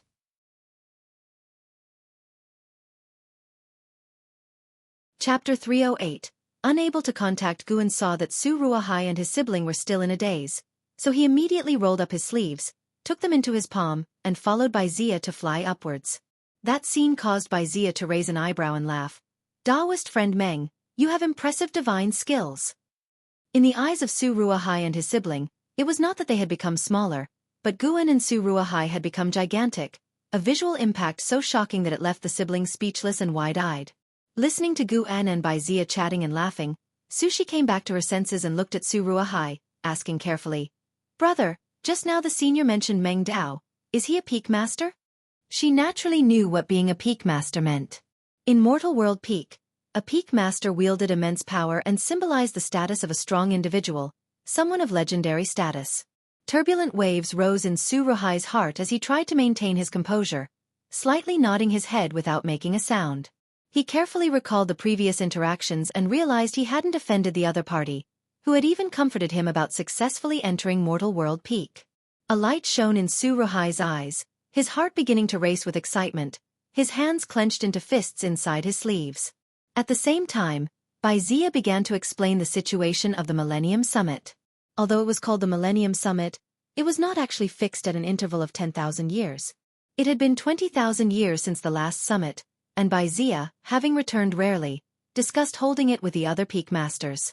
The opening of the Millennium Summit would not only recruit new disciples but also invite other friendly forces. Before the opening of the Millennium Summit, Baizia would take Guan to choose an unclaimed divine peak. Mortal World Peak had many peaks, divided by rank from low to high. Sea Peak, Immortal Peak, Divine Peak, and Main Peak, the latter being the highest level with only one. There were 25 divine peaks, and the hard standard for a master of a divine peak was the heaven and earth flying immortal realm. Guan was curious, how could there be a shortage of divine peak masters? Baizia replied that many heaven and earth flying immortals wanted to adventure beyond the outer heaven, so they would make room if they wanted to leave. After hearing this, Guan didn't react too strongly, making Baizia sigh in relief. It looked like he had successfully bluffed Guan. He had made outer heaven seem so dangerous because he wanted Guan to stay in the great heavenly spirit land. Besides, someone like Guan, who had no powerful backing and could cultivate to the heaven and earth flying immortal realm in solitude, was undoubtedly an unimaginable talent. Even without going to outer heaven, he could still advance.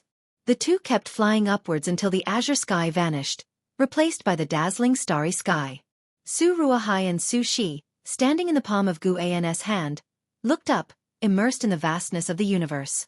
Guan followed Baizia into a grand hall, placing Su Ruahai and Su Shi on the ground, asking them to follow behind him. The grand hall was spacious, with giant majestic statues lined up on both sides, and the ceiling was engraved with various grand scenes. Su Ruahai and Su Shi proceeded cautiously, not daring to make a sound, staying close behind Guan. Moving forward, Guan saw 25 bluish-purple crystal columns, with the power of rules surging within, containing countless restrictions. It seemed that Mortal World Peak might be hiding a divine immortal of wondrous dharma. Even a carefree primordial immortal would find it difficult to construct such crystal columns. Baizia stopped walking and pointed to two adjacent crystal columns. These two divine peaks are open for choice, known as Chengtian Peak and Dingtian Peak. He began to introduce Chengtian Peak and Dingtian Peak. Chengtian Peak had over 1 million disciples, and its height was moderate since it had a long history, so the disciples' cultivation levels were generally strong. The height of Dingtian Peak was second among the divine peaks. Because it had experienced internal strife, there was a gap in the disciples' cultivation, with most of them below the level of loose immortals, and resources were also scarce, with many areas left idle. Currently, the number of disciples on Dingtian Peak was just over 200,000. Guan immediately spoke up, "Then Dingtian Peak it shall be. I will see to its improvement and contribute to Mortal World Peak. Upon hearing this, Baizia looked at Guwen with newfound respect. Afterward, Baizia asked Guwen to bring out the mortal jade and place it on the crystal column. Having done all this, they proceeded to other palaces for a tedious process to unlock Guan's rights on Dingtian Peak. Su Ruahai and Su Shi also registered in the process, becoming disciples of Dingtian Peak. An hour later, Baizia took Guan and the siblings to Dingtian Peak, then left. He didn't support Guan's position. Jokingly, did a heaven and earth flying immortal even need someone to stand up for them? Who would dare to stir up trouble? That would be courting death. In Mortal World Peak, disciples were not allowed to defile the Peak Master. Su Ruahai and Su Shi looked with excitement at the majestic Dingtian Peak. Guan looked at them and asked with a smile, "From now on, how should you address me?" Su Ruahai quickly bowed and offered his respects. "This disciple Su Ruahai greets Master." Su Shi recovered her senses and followed suit, greeting him as Master. Guan smiled, then revealed the aura of the heaven and earth flying immortal, enveloping Dingtian Peak. Only at this moment did Su Ruahai and his sibling truly feel the strength of Guan. The three flew to the summit. Shortly after, 9 wandering immortals came to greet them. Guan, without a second word, displayed his mortal jade. The 9 wandering immortals showed delight and paid their respects, referring to Guan as Master respectfully. Guan threw a lifespan detection at them. Their lifespans were healthy, able to work for him for many years. The eldest disciple of Dingtian Peak was named Zhu Xinglan, possessing the 9th layer of the Wandering Immortal Realm cultivation, seemingly only a step away from the heaven and earth flying immortal realm, but it was an insurmountable gap for most wandering immortals. Guan dismissed the other disciples and had Zhu Xinglan accompany him alone, while he already had someone arrange the Su siblings. Zhu Xinglan was refined in appearance, looking to be in his 40s, dressed in a green robe with a black and white beard, his demeanor calm and imposing as he stroked his beard. Guan asked him to give him a tour around Dingtian Peak. Before long, 2 hours had passed. After settling into his new residence, Guan prepared to leave. Before departing, he gave Zhu Xinglan a large amount of crystal stones to buy medicinal herbs to cultivate on Dingtian Peak, making Zhu Xinglan extremely excited, feeling the arrival of a magnificent peak master. Returning to Third Medicine Valley, Guan transformed from the high and mighty Peak Master of Mortal World Peak to an ordinary Valley Master of Supreme Sect. In the evening, Guan found stealing the 5 elements and 9-finger Divine Lord, who were still playing chess, truly a waste of time.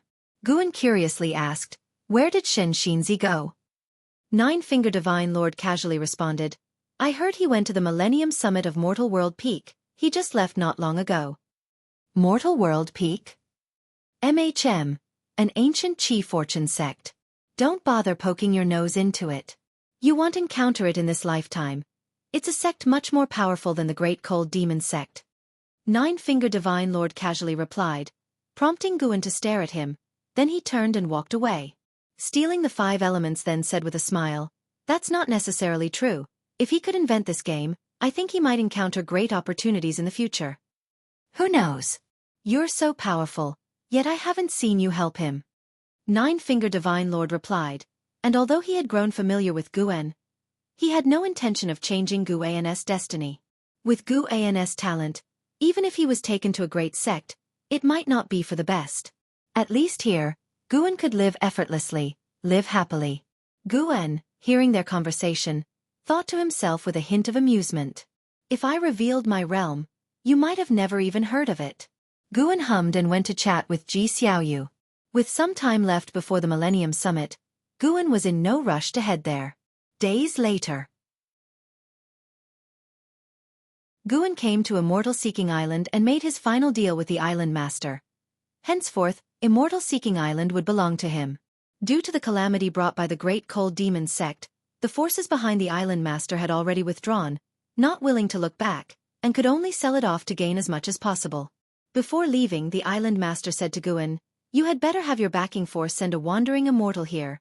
Otherwise, you won't be able to keep order." Guan nodded with a smile. After the island master and his people had left, Guan turned to Hu Shaojian and said with a smile, "From now on, Immortal Seeking Island is mine, and I won't treat you unfairly." Hu Shaojian immediately knelt down, banging his head on the ground in excitement. Afterward, Guan summoned the elders of Sea Protection Mansion, briefly instructed them, and upon hearing that Guan would arrange for a wandering immortal to come later, all the elders' expressions became respectful, no longer daring to underestimate him. Guan wasn't just boasting. There were wandering immortals on Dingtian Peak, and he could easily arrange for one. After all, he was using the identity of Meng Lang on Immortal Seeking Island. Time flew swiftly by. Until the Spring Festival had passed, the Millennium Summit of Mortal World Peak was finally about to begin. Above the sea of clouds, Holy Mother of Western Spirit stood on a lotus throne, moving swiftly, with Lu Lingjun standing beside her, and a small snake lying on her shoulder, the white spirit demon emperor who had ascended with her. Lu Lingjun's beautiful eyes widened as she saw the peaks through the clouds, feeling as though she was witnessing the immortal realm of mortals. The white spirit demon emperor flicked its tongue curiously and asked, "How does Mortal World Peak compare to the Great Cold Demon Sect in terms of strength?" Upon hearing this, Lu Lingjun couldn't help but look toward Holy Mother of Western Spirit, curiosity gleaming in her eyes. She could not forget the sight of the Great Cold Demon Sect surrounding the continent. At that time, it felt like the Great Cold Demon Sect was invincible. In terms of historical heritage, Mortal World Peak is stronger, and Mortal World Peak also has considerable power within the Holy Court. Even we, the Bitter Sea Buddha sect, cannot compare, Holy Mother of Western Spirit replied, her face calm. Lu Lingjun and the White Spirit Demon Emperor could feel the might of Mortal World Peak even more. Holy Mother of Western Spirit continued speaking of Mortal World Peak's past. While listening, Lu Lingjun gazed into the distance, her anticipation for the upcoming Millennium Summit growing. Passing through layers of clouds, they observed the peaks along the way, their eyes never resting. Gradually, more figures of cultivators appeared in their view, all invited monks or demons from great sects, each with extraordinary presence. Neither Lu Lingjun nor the White Spirit Demon Emperor had reached the Mahayana realm, yet the cultivators and demons they encountered along the way were much stronger than them, causing an instinctive feeling of nervousness and discomfort. But they were ascenders, certainly not cowards. Ambition grew within them. One day, they too would arrive invited, rather than relying on others. Lu Lingjun couldn't help but think of Guan. The young man who had written the Immortal God Book, if he could see this spectacle, would certainly be inspired even more. Too bad, with Guan's talent and temperament, he probably would never reach such a place in his lifetime.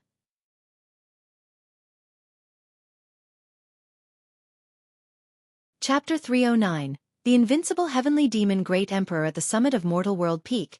In a courtyard at the mountain's top, Guan gathered with a group of heaven and earth flying immortals. Everyone present was either a peak master or main peak elder of Mortal World Peak. The courtyard was simple and not very expansive, filled with various flowers and trees, and the faint scent of sandalwood lingered in the air. Guan was exchanging pleasantries with everyone. No matter how high one's realm might be, social interaction is inevitable. Guan did not resist it. After all, he intended to stay at Mortal World Peak for the long term. This place was destined to become an important source of lifespan for him. Overall, the atmosphere was harmonious, with no apparent scheming or rivalry in sight. The master of the main peak, just as Guan had guessed, was none other than a carefree primordial immortal, and not of a low realm at that.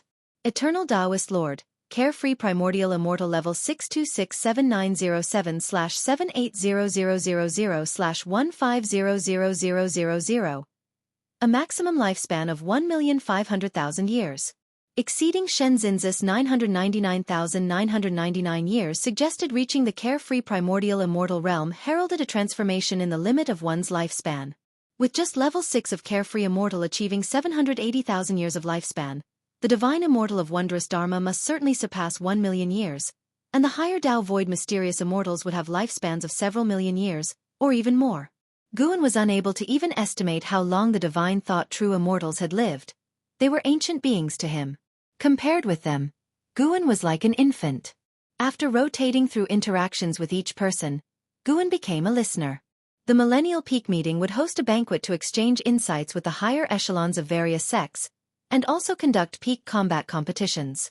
The first aim was to promote healthy internal competition, and the second was to demonstrate Mortal World Peak strength to the world. As for recruiting disciples, that was just a side matter. With Mortal World Peak's current foundations, they hardly cared about the number of new disciples. After a while, the high-level meeting of Mortal World Peak adjourned, and Guan flew off alone toward Ding Tian Peak. He spread his divine thought and already caught sight of Lu Lingjun and Shen Xinzi.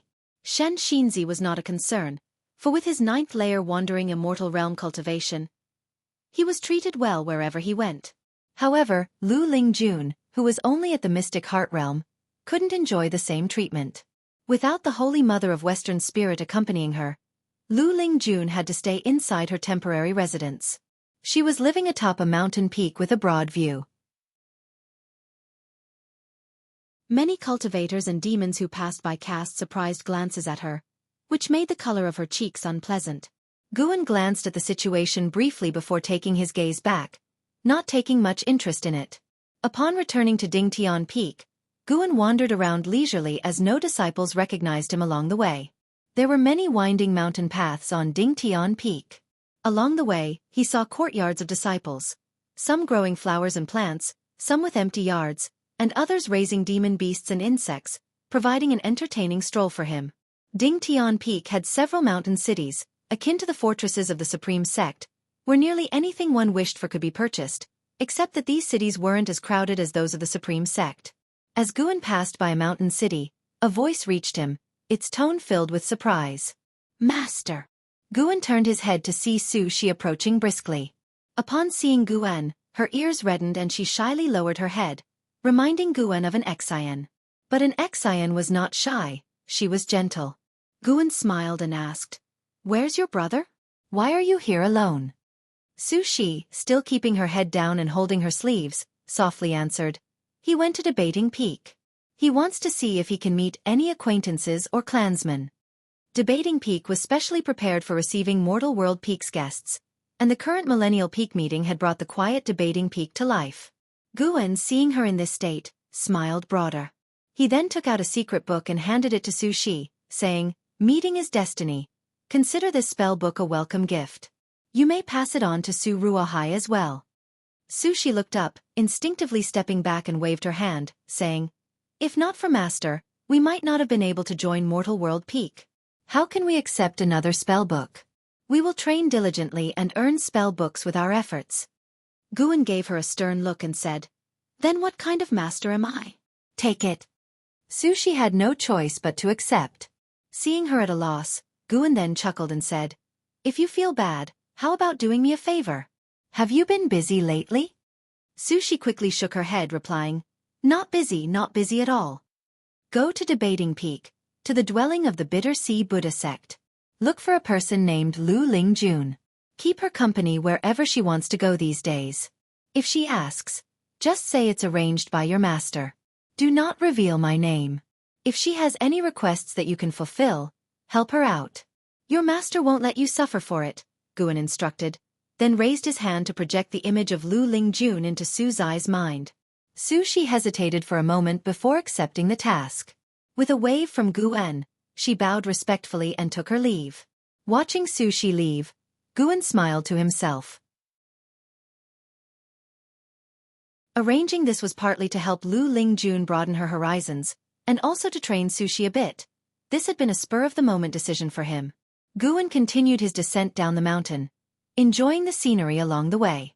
In the courtyard, Lu Lingjun sat in front of a stone table, idly flipping through a book. Beside her, the white spirit demon emperor lay sprawled across the table. A figure descended from the sky, and Lu Lingjun instinctively looked up, then rose to her feet. "Lu Lingjun?" Su Shi asked. Lu Lingjun subconsciously nodded, feeling somewhat uneasy. Su Shi was wearing the Taoist robe of Mortal World Peak, her face beautiful, her posture dignified, and exuding an aura of immortality. In her presence, Lu Lingjun couldn't help but feel intimidated. The difference between them was like that between immortals and mortals. Although Su Shi was shy in front of Guan, she was at ease facing Lu Lingjun. Precisely because of this serenity, the aura of Nirvana realm manifested, overwhelming Lu Lingjun of the mystic realm with pressure. Lu Lingjun's mind raced, wondering if she had offended someone. "My master sent me to you. Do you have any places you'd like to go? I can accompany you. If you have any needs, you can ask me, until the end of the Millennial Peak meeting," Su Shi continued. She was puzzled inwardly about why her master would take care of such a minor cultivator. She then thought, weren't she and her brother similar to this girl in her master's eyes? Perhaps this girl had also met her master on the road and caught his eye. May I ask who is the master of Senior? Lu Lingjun asked cautiously. Sushi responded, my master is the Peak Master of Dingtian Peak. The Peak Master of Dingtian Peak. As an ascender, Lu Lingjun couldn't keep her composure at this revelation, and the White Spirit Demon Emperor's eyes widened as well. Having been told by the Holy Mother of Western Spirit that the Peak Masters of Mortal World Peak were extraordinary beings, especially those of divine peaks, of which Dingtian Peak was one, Lu Lingjun couldn't fathom how such an exalted being would know of her. For a moment, Lu Lingjun felt nervous and unsettled. At dusk, Guan returned to Third Medicine Valley. Ji Xiaoyu came to greet him, curiously asking, where have you been these past 2 days? Guan replied, a Taoist friend of mine is hosting a banquet, and I have to attend as a guest. Ji Xiaoyu nodded, then said, I had another dream while cultivating today. Shall we talk about it? I don't want to get involved with your great karma. Guan thought helplessly, but he immediately said aloud, of course, no problem. They both ascended to the upper floor. After Ji Xiaoyu set up restrictions, only then did she sit down at the desk, frowning slightly as she said, I dreamed that I was in a dimly lit space surrounded by stars, some of them immensely vast. I was surrounded by many demons and fighting. Outer heaven. Having never been to outer heaven, the mortal spirits of this world couldn't imagine what it looked like, so Ji Xiaoyu could only describe it as a dimly lit space. Listening attentively, Guan quickly determined that Ji Xiaoyu's dream involved heavenly demons. Had she been to the silent destruction domain in a past life? He wasn't surprised. He had known for a long time that Ji Xiaoyu was no ordinary person. What puzzled him was not only that Ji Xiaoyu's previous lifetimes had battled with the heavenly demon army, but she also mentioned a terrifying being. This being commanded the heavenly demons. He said that no matter how many times I reincarnate, he would be waiting for me to challenge him. Ji Xiaoyu took a deep breath and said, the memory of the fierce battles in her dreams causing her to grip the teacup in her hands tightly. After a moment of thought, Guan comforted her, don't worry, you won't be able to challenge him for many years, maybe not even in this lifetime. Anyway, I can't imagine how to slash a star so large with a single sword stroke. Although his words were a bit harsh, they indeed comforted Ji Xiaoyu. Just then, a voice came. That is the heavenly demon emperor, who once single-handedly suppressed the great heavenly spirit land. The voice of stealing the 5 elements. As he spoke, he appeared out of nowhere inside the room. Ji Xiaoyu frowned but did not speak out. The identity of Reincarnation Path Emperor was revealed to them by stealing the 5 elements, so Guan did not stop him from entering. Suppressed the great heavenly spirit land? How strong must that be? Guan cautiously asked. With a grave expression, stealing the 5 elements replied, very strong, unimaginably so. Even the Reincarnation Path Emperor once mentioned to me that her destiny was to challenge the heavenly demon emperor, but she soon reincarnated, and her fate entered the cycle of reincarnation. Guan pressed on, you mean the heavenly demon emperor won't attack our realm actively? Correct. The establishment of the Holy Court has kept the heavenly demons' ravages at bay. As long as the Tao level of Shangtian remains intact, there's no way for the heavenly demon emperor to reach us. The being behind me has also been to the land of the heavenly demons and was cursed as a result.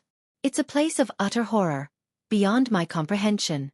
However, seeing her growth rate in this life, it will be hard to encounter heavenly demons without 30,000 years, said stealing the 5 elements, casting a glance at Ji Xiaoyu. Guan did not speak further, but adopted a shocked expression. It was entirely normal for a mortal to be shocked upon hearing of the existence of heavenly demons, or so stealing the 5 elements thought Guan should seem. After hearing this, Ji Xiaoyu returned to calm. Stealing the 5 elements continued to describe the might of the heavenly demons. A good while later, he left. The room fell silent. Guan sighed and said, he said that not even the sword Venerable Fudao could defeat the heavenly demon emperor. This is a good thing. At least you don't have to worry for now. Looking at him, Ji Xiaoyu's gaze was serene as she said, I had hoped to lead a peaceful life and pass away peacefully, but after what he said, I suddenly don't want to die. I want to cultivate to the level where I can meet that heavenly demon emperor. Taken aback, Guan replied, having a larger goal is certainly a good thing. Ji Xiaoyu rose from her seat and turned to leave. Just as she reached the door, she turned her head back and said, "Why don't you give up either? I've dreamed of many people. Some started from nothing and ended up shining brilliantly. If you could be by my side to fight the heavenly demon emperor, wouldn't that be wonderful?" With that, she turned her head and pushed the door to leave.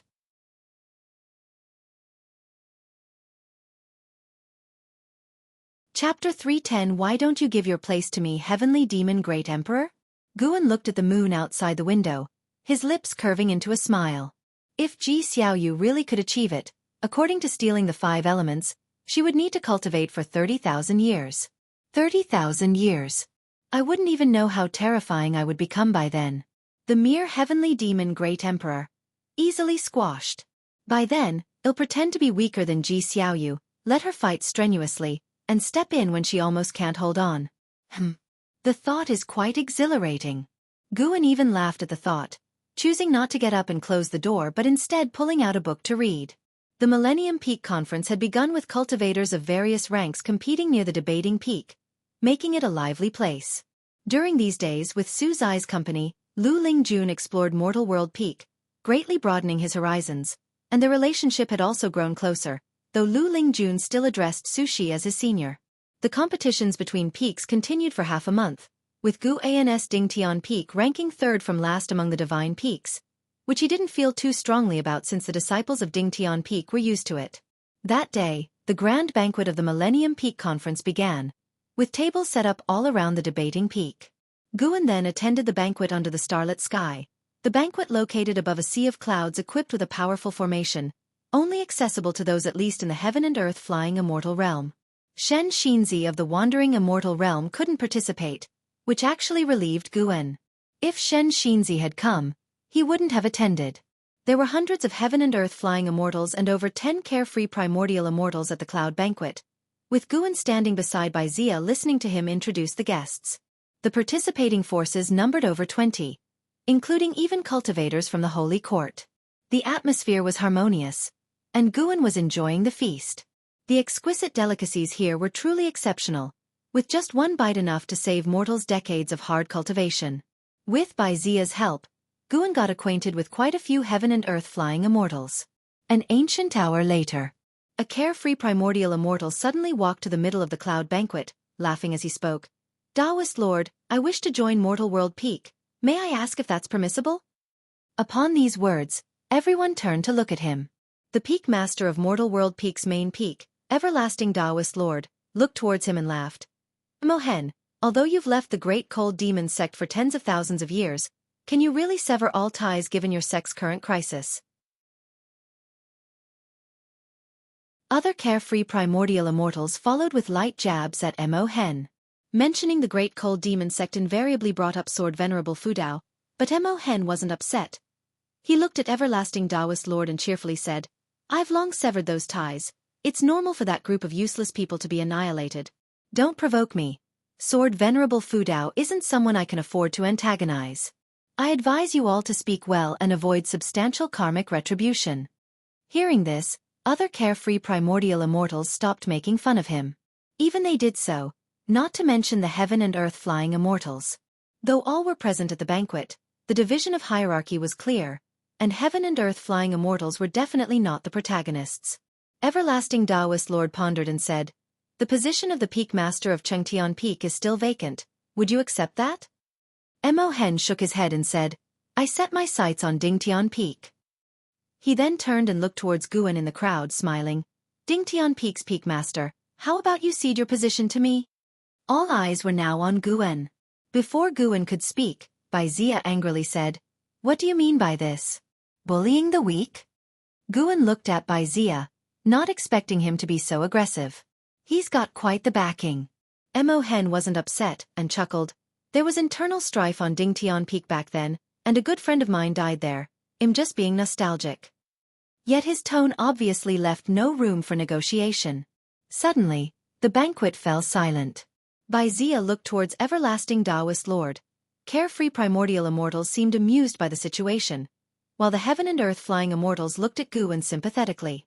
They all knew Guan had just become the Peak Master of Dingtian Peak, and now, just days later, He was being asked to vacate his position, which must be hard to accept. Guan remained silent, while everyone thought he was weighing his options. In reality, he was feeling sentimental. My ties with the Great Cold Demon sect are truly cursed. Is this to continue the karma? To make me completely annihilate the Great Cold Demon sect? Guan felt no pressure, being the strongest person present with a cultivation level 2 major realms higher than anyone else. What was there to fear? He wanted to see the attitude of Everlasting Taoist Lord. If Everlasting Taoist Lord didn't defend him, then there was no reason to stay in Mortal World Peak. As for Mo Hen, a bad ending was inevitable.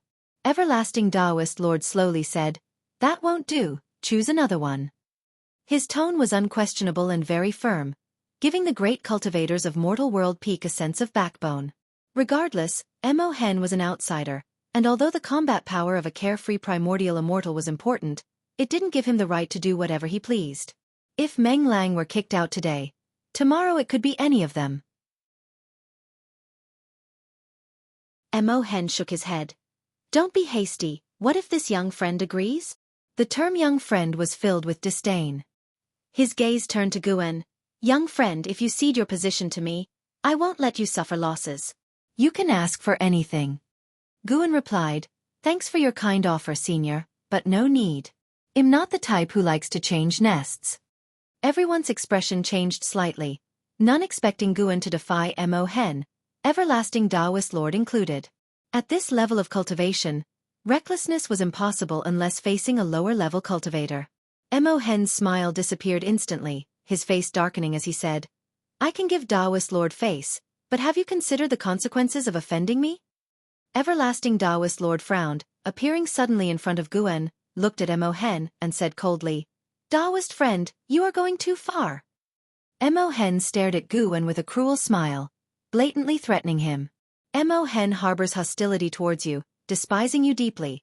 Would you like to conduct a lifespan detection on him? This constitutes deep hatred? Typical of a demon cultivator, heartless and ruthless. Sigh. Guan sighed deeply, attracting everyone's attention. He walked past Everlasting Taoist Lord towards Mo Hen.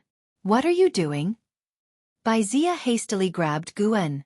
Since Baizia had brought Guan into Mortal World Peak, he felt dishonored and angry over Guan being bullied.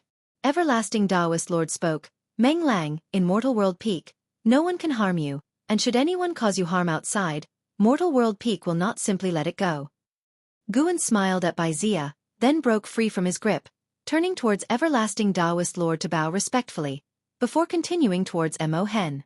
Mo Hen laughed, not expecting this young man to actually walk towards him. "You called me Mo Hen, right? Why must you force me?" Guan shrugged and spread his hands, his expression one of helplessness. His steps didn't stop, suddenly erupting with a terrifying aura, causing everyone's complexion to change drastically, including Mo Hen's. With each step Guan took, his aura surged, quickly surpassing the heaven and earth flying immortal realm and continuing to rise. How is this possible? A carefree primordial immortal widened his eyes in disbelief. Others were similarly shocked, and Baizia was dumbfounded. When Guan reached Mo Hen, his aura had reached the 9th layer of the carefree primordial immortal realm, with the strongest present only at the 6th layer, and Mo Hen himself only at the 4th layer. Guan lifted his chin, looking down at Mo Hen, asking, "How did you address me just now?" Mo Hen's face looked extremely unpleasant as Guan's aura completely overwhelmed him. The banquet fell into silence. You could hear a pin drop. The most alarming incident then occurred. Guan actually reached out and patted Mo Hen's wrinkled face. Though the gesture was gentle to everyone watching, this was the making of a deadly feud.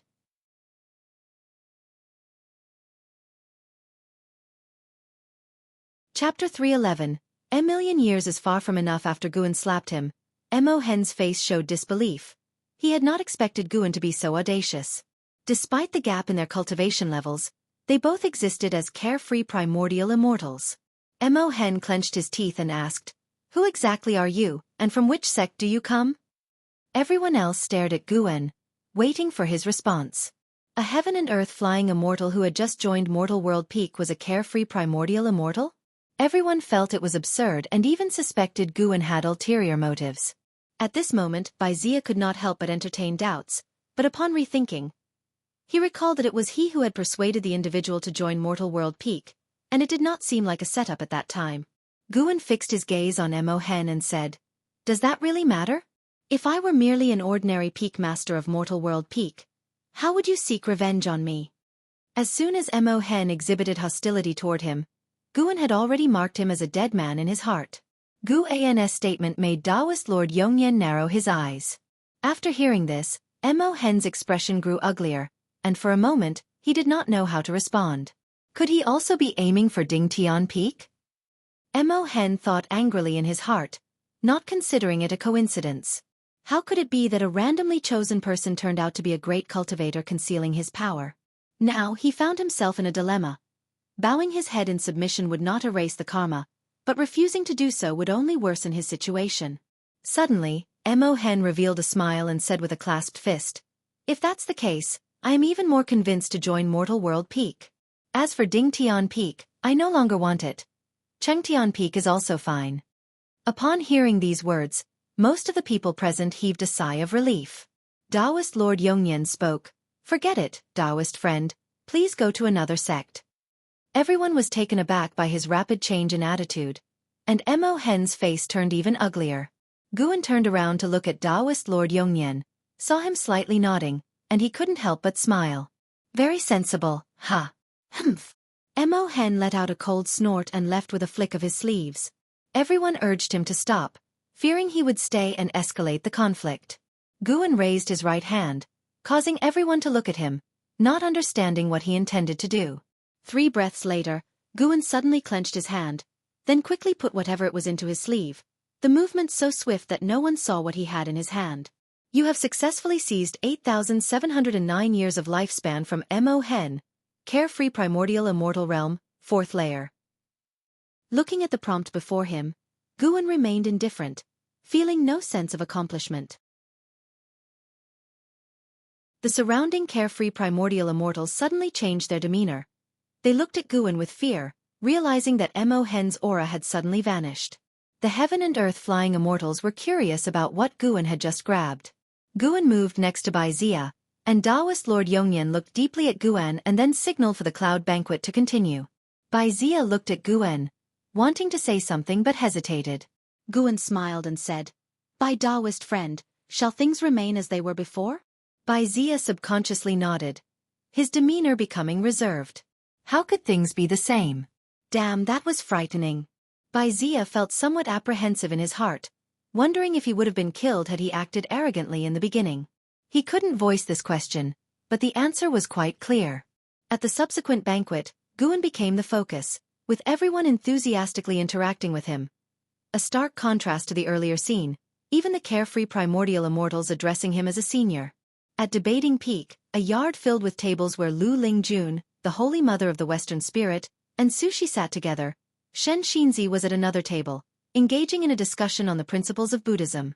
The Holy Mother of the Western Spirit looked at Sushi, curiously asking, "Miss Su, I wonder if we might have the honor of visiting your master?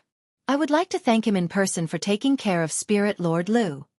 Lu Lingjun also looked towards Sushi. In the past few days, Sushi had shown her around, enriching her understanding of many immortal cultivation concepts. Whenever she wanted something, Sushi had purchased it before she even asked, and despite some reservations about the motives of the Dingtian Peak Master, she still held a good impression of Sushi. Sushi shook her head and said, "My master hasn't mentioned wanting to meet you, nor has he said he is keeping Ms. Lu. After the Peak Conference, you may return without any burden." This statement caused the Holy Mother of the Western Spirit and Lu Lingjun to exchange puzzled glances. Just then, a cultivator landed in the yard. The elder from the Great Cold Demon sect offended the Dingtian Peak Master and perished just after leaving Mortal World Peak. The person spoke excitedly, capturing everyone's attention. Upon hearing it concerned the Dingtian Peak Master, the trio showed curious expressions. The person began to recount the events at the Cloud Banquet, a scenario that was spreading quickly among all peaks of the Mortal World Peak.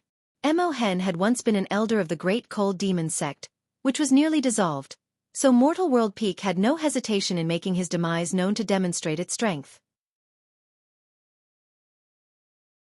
From Mo Hen forcing the Ding Tian Peak Master to relinquish his position to the Ding Tian Peak Master showing stronger cultivation than Mo Hen and publicly slapping him, forcing Mo Hen to leave disgracefully, the whole process fired up everyone who heard it. Mo Hen had just flown out of Mortal World Peak when he fell, making the Ding Tian Peak Master seem even more formidable in the eyes of the listeners. The news spread within Ding Tian Peak, motivating all disciples and clearing the gloom of their low ranking. After understanding this, Lu Lingjun felt even more uneasy. Such a strong-willed Ding Tian Peak Master. To have such a person assisting her was a mixed blessing. Due to the conflict between the Ding Tian Peak Master and Mo Hen, this Wanli Peak Conference became much more discussive. As Mo Hen's identity and deeds were unearthed, all guests could feel the strength of Mortal World Peak. After the cloud banquet ended, Guan returned to the Supreme Sect. He had also heard the noise from Mortal World Peak. How could news spread so fast? In reality, it was Mortal World Peak deliberately promoting it, thankfully without mentioning Meng Lang's name, showing him respect. Guan returned to the Third Medicine Valley and happened to meet an ex-Cien, and they chatted for a bit. Master-disciple discussed ordinary matters in the valley, and Guan found talking about life's minor details more interesting than discussing major worldly affairs. Those carefree primordial immortals always talked of grand principles and the world's populace, floating aloft. In the divine exotic realm under the blood-red firmament, Zhang Buku stood by the seashore practicing his divine skills. Behind him, the divine exotic realm master sat before the divine exotic life tablet, looking up at the heavens, lost in thought with a vacant gaze. Zhang Buku finished his maneuver and turned to face his master, asking, "Master, the great calamity has ended, and you have reached agreements with various sects across the sea. Why do you still look so troubled?" Thinking about how sword converted the great cold demon sect stirred his blood. Since he began walking the path of immortal cultivation, he had often heard of the deeds of Sword Venerable Fudao. He never imagined that wherever he went, Sword Venerable Fudao would still be revered by all as a supreme great power. Divine Exotic Realm Master slowly retracted his gaze and said, "Just like Master, the great cold demon sect is but a pawn. This matter cannot end so quickly. The commotion is too large, and the Holy Court will surely investigate. When the storm settles, more trouble will come." Zhang Buku disagreed and said, "If there were an existence behind the great cold demon sect capable of contending with Sword Venerable Fudao, wouldn't they have acted long ago? Perhaps they are investigating Sword Venerable Fudao's identity and cultivation level." "Master, don't worry. Wouldn't it be better for you to focus on cultivating and strive to break free from destiny on your own?" Zhang Buku advised. Since his father's death, he had faced continuous tribulations and developed a firm heart. He knew worrying about the future was futile, and seizing the moment to cultivate diligently was key. The divine exotic realm master shook his head, smiling. "Master is not like you, I cannot strengthen through cultivation. The more divine exotic resentful ghosts there are, the stronger master becomes." Zhang Buku frowned upon hearing this and asked, "Now that the world is at peace, won't you be unable to expand the number of divine exotic resentful ghosts?" The divine exotic realm master nodded, then looked up again and said, "It just means I can't grow stronger in this realm. My disciple, would you like to venture to other great heaven and earths?" "Where?" "A very dark realm." The words of the divine exotic realm master puzzled Zhang Buku. What did very dark mean? Was there a place darker than the divine exotic realm? Time flew by, and 7 years passed in the blink of an eye. On this day, Lu Lingjun returned. She saw Guan playing Go with someone and couldn't help but shake her head and laugh. Was Go really that engaging? Her gaze fell on Shen Xinzi. Why had this prominent figure from the Bitter Sea Buddha sect stayed here all this time? She couldn't figure out what charm the Third Medicine Valley held to attract such a great cultivator. She communicated with Guan telepathically. Upon hearing her, he immediately asked Yang Jian, who was standing beside him, to help with the game. Seeing Yang Jian prepare to play, Lu Xianyi from the Holy Court approached. Over the years, he always tried to flatter Yang Jian, a demeanor that led Guan to speculate, but Guan had kept his thoughts to himself, pretending not to know. Guan squeezed through the crowd to greet Lu Lingjun. "Let's talk in your room," Lu Lingjun nodded. Guan had no objections, and the two made small talk as they walked toward the building. Once inside, Lu Lingjun casually sat down, scanning the surroundings. When her eyes landed on certain books on the shelf, she couldn't help but grimace. Some things never change. Guan brewed tea for her as she began recounting her experiences over the years. I attended the Wanli Peak meeting at Mortal World Peak. It was an eye-opener. Are you aware of Mortal World Peak? Lu Lingjun asked. Guan nodded and replied, I've heard of it. Shen Xinzi was there too, but I don't understand much about it. Those great cultivators said I'm not qualified to know. Lu Lingjun smiled and said, Indeed, you're not qualified. But I was fortunate to attend, and I can tell you about it. Want to hear? Guan, carrying the hot tea, placed the cup in front of her and said, Of course I want to hear. Go on. Let's see if you will try to impress me. Lu Lingjun began from where she first learned about the Wanli Peak meeting, and Guan sat down to listen attentively. She didn't hide the Dingtian Peak Master's protectiveness toward her. Even her language seemed to steer, seemingly eager to see Guan's reaction. Guan kept a normal expression, silently criticizing in his mind. Are all women like this? Previously, Jiang Qiong also used sword Venerable Fudao to pressure him. After some time, Lu Lingjun remarked reflectively, The strength of the Dingtian Peak Master is unimaginable. The elder from the Great Cold Demon sect was killed just like that. I wonder when I could reach such a realm. Guan joked, Practice cultivation for 180,000 years. Lu Lingjun glared at him and retorted, Easy for you to say? 1,000,000 years might not be enough. You have no idea about the vastness of the Immortal Path realm.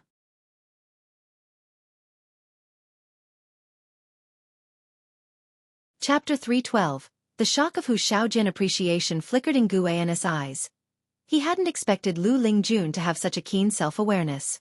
Lu Lingjun, seeing Guan's expression, felt rather helpless. Was this guy always so calm? She glared at Guan and said unenthusiastically, Don't you long for it after hearing all that? Guan replied, Of course I yearn for it, but over the years I've heard too many tales of immortals.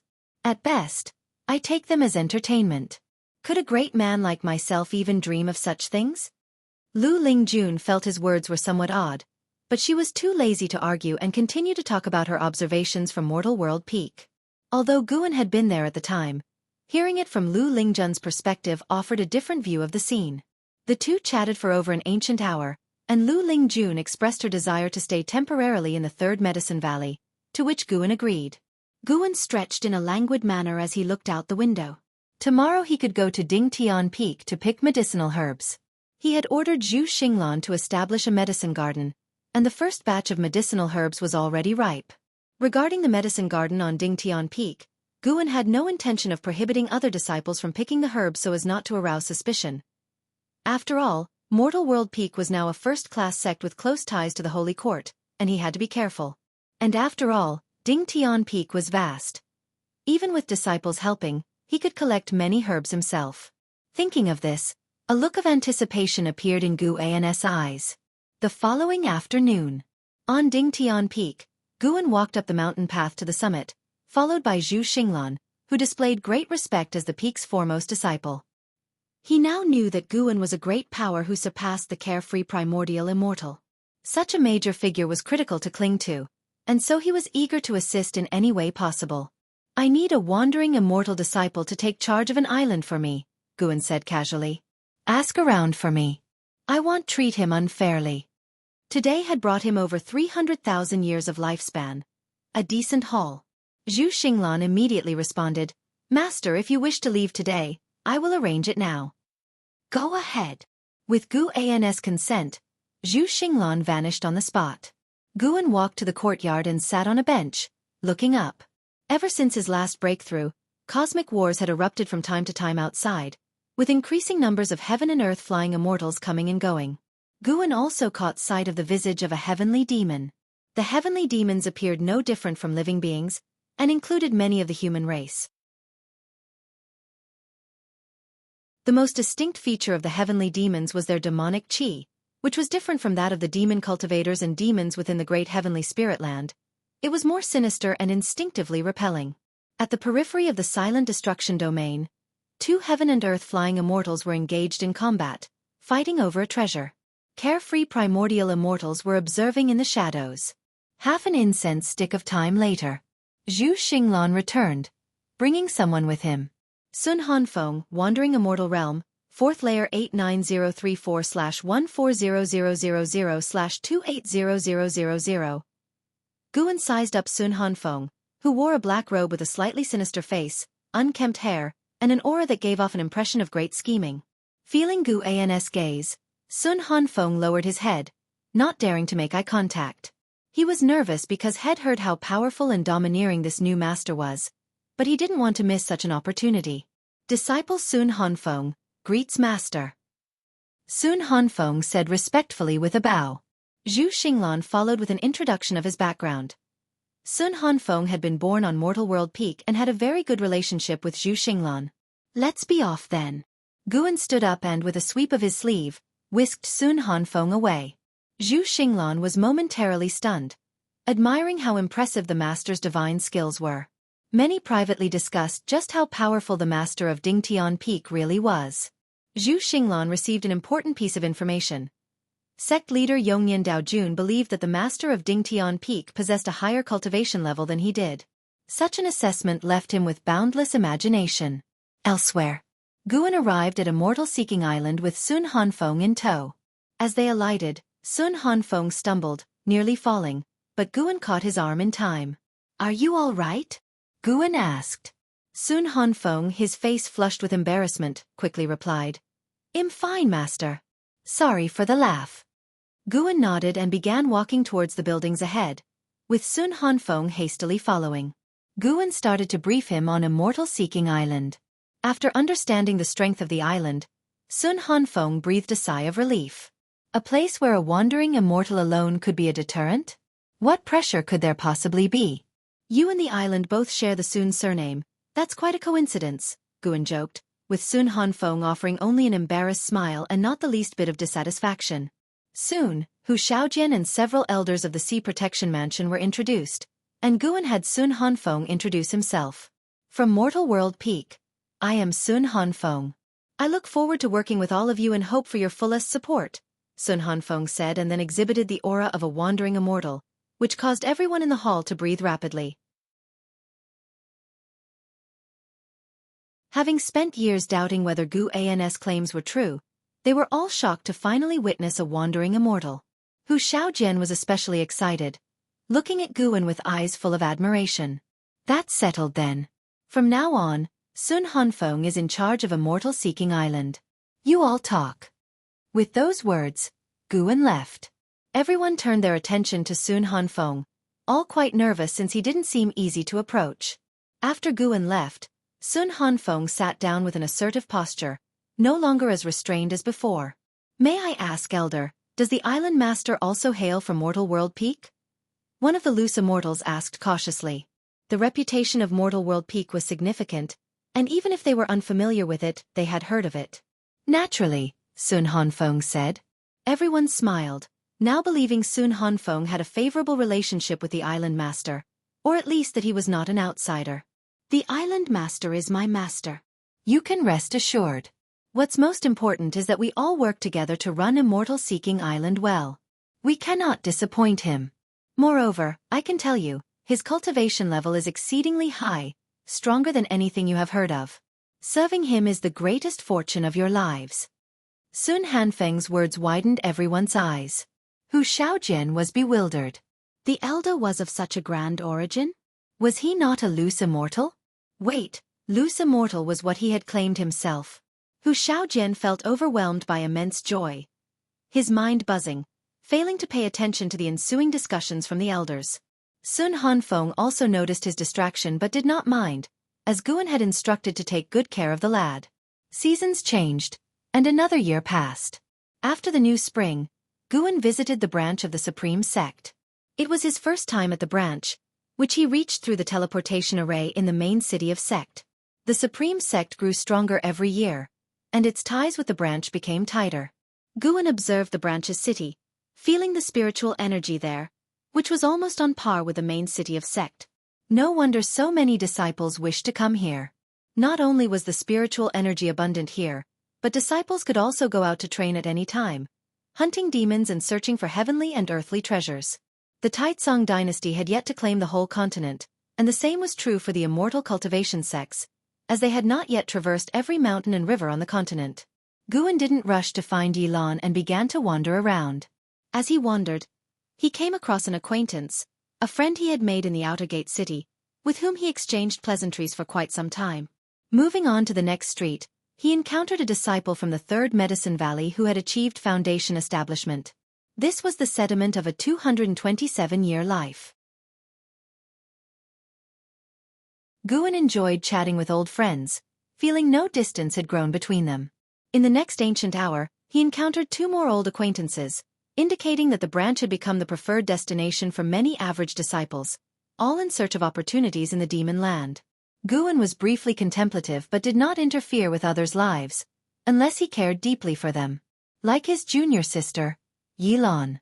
By the time Guin arrived at Yilan's residence, she appeared out of nowhere with a joyful cry.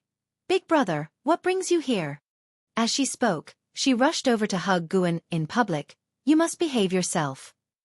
Guin quickly raised his hand and protested. Yilan reluctantly stopped, then pulled him toward the residence, all the while giving him a rundown of the current state of the branch. Inside the residence were numerous female disciples looking after the estate, and as they saw Yilan with Guin, curious eyes followed. After they walked away, Guin could hear the maids start to gossip about them. Eventually, Yilan led Guin into her room, then closed the door. As the two sat down to chat, Yilan finished sharing her experiences and began to inquire about how Guin had spent his years.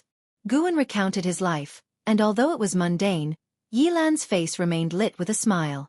Who would have thought they thought back then that 200 years later they would be able to sit together once more? Gradually, Yilan's mind wandered as she fell into a strange state. She experienced this because Guin was guiding her toward enlightenment. Guin's divine thought covered the room, helping Yilan perceive the heaven and earth rules, a method beyond the imagination of mortal spirits. Even facing Guin herself, Yilan didn't notice anything amiss. It was as though Yilan had entered a dream state, her eyes distant and unfocused. Guin stood up, carried her to the bed, and guided her into meditation. Then he retreated to the table, sitting down to watch her practice. And so he watched Yilan meditate, his heart full of expectation. If he could help Yilan extend her maximum lifespan, he would arrange for her to train at Mortal World Peak. If not, sending Yilan with her few centuries of life to Mortal World Peak would only add to her troubles. Once one's horizons expand, it's easy to develop more expectations, leading to anxiety and pressure. Even divine skills from a true immortal cannot grant eternal life. There seems to be a force in the shadows resisting life's expansion. What that could be, Guin was also curious to know. Time flew swiftly by. Guin suddenly felt a bit bored and whimsically considered another option. Why not open another round of reincarnation evolution? This time, he would not select the dark great heaven and earth. He was curious to see how long he could survive. Perhaps if he lived for thousands or tens of thousands of years and mastered formidable divine skills, it might increase his chances of surviving the next tribulation crossing. Moreover, the memories passed down from reincarnation evolution could benefit his Taoist heart cultivation. Guin felt reaching a certain level might require reincarnation cultivation. Otherwise, he wouldn't have unlocked this feature. Let's give it a shot then. Just one shot. No greediness.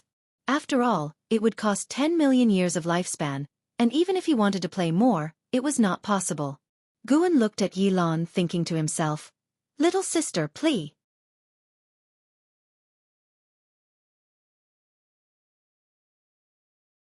Chapter 313, Battle Court, Emperor of Heavenly Dragon.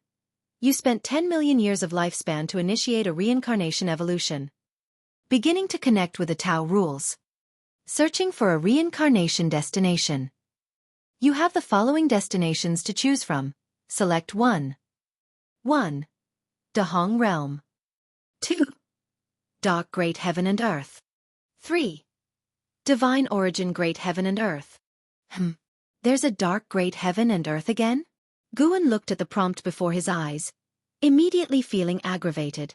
Black Profound Emperor, you wait for me, our blood feud from 2 lifetimes cannot be resolved. Guin hummed in his heart and then chose Divine Origin Great Heaven and Earth. He always felt that Great Heaven and Earth seemed more advanced, something like a realm, similar to where Lu Lingjun and Blood Prison Great Saint came from, the lower realm. As Guan was thinking, prompts began to appear in front of him. You've chosen to reincarnate into the divine origin great heaven and earth. Due to the strength of the Tao rules in this realm, you temporarily can't initiate the life-stealing ability, nor can you activate phased features. Reincarnation evolution begins. In the first year, you were born into the dragon family of the divine continent, and your parents bestowed upon you the name Longzhan. At the age of 3, you awakened the true bloodline of the dragon family and with the help of your clan, you tempered the dragon blood true body. At the age of 8, your family arranged for an immortal master for you, and you officially stepped onto the path of immortal cultivation. At the age of 9, your father took you to court to meet the Emperor of Divine Dynasty, who wished to betroth the 7th princess to you. Your father thought to let you decide. Do you accept? The prompt stopped there. Guan had just been wondering how he had turned into a dragon. He preferred being a human. The appearance of Divine Dynasty signified that dragon was only a surname. Guan hesitated for a moment and decided to accept, wanting to tread carefully in this life. You accepted the arrangement of the Emperor of Divine Dynasty, and you shall marry the 7th princess, Han Jiaoer, when you turn 16. The Emperor of Divine Dynasty was overjoyed, generously rewarding you and making a decree to announce this to the world. At the age of 13, while accompanied by your clan for training outside, you tore apart a 4th-order demon king with your bare hands, shocking your clan. At the age of 16, you and Han Jiaoer got married in a ceremony, officially becoming the prince consort of the Divine Dynasty. The Emperor of Divine Dynasty conferred upon you the title of Mighty Holy Duke, granting you the Divine Dynasty's chief fortune. You became famous throughout the world, entering the ranks of the top-tier talents. At the age of 18, you decided to venture into the world to grow stronger. You left with Han Jiaoer's reluctant farewell, and in the same year, she gave birth to your son, named Long Xian. At the age of 20, you reached the edge of the divine continent and saw an evil dragon ravaging the city. You stepped in, subdued it, and unexpectedly discovered you could absorb dragon blood, making your chi blood even stronger. At the age of 21, you encountered an old Taoist who wanted to read your fate. Do you accept? It stopped again, suggesting the old Taoist was no ordinary person. Guan hesitated for a moment and chose to accept. You agreed to let the old Taoist read your fate. He pinched your muscles and bones and began to calculate. He was soon shocked, proclaiming you possess an innate divine emperor fate, destined to dominate all creatures of heaven and earth, becoming the lord of great heaven and earth.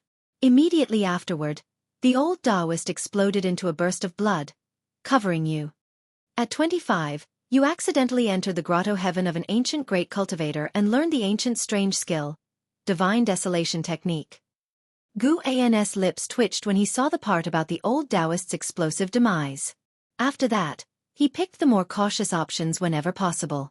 Year after year passed. Guan was on tenterhooks, fearing an early death.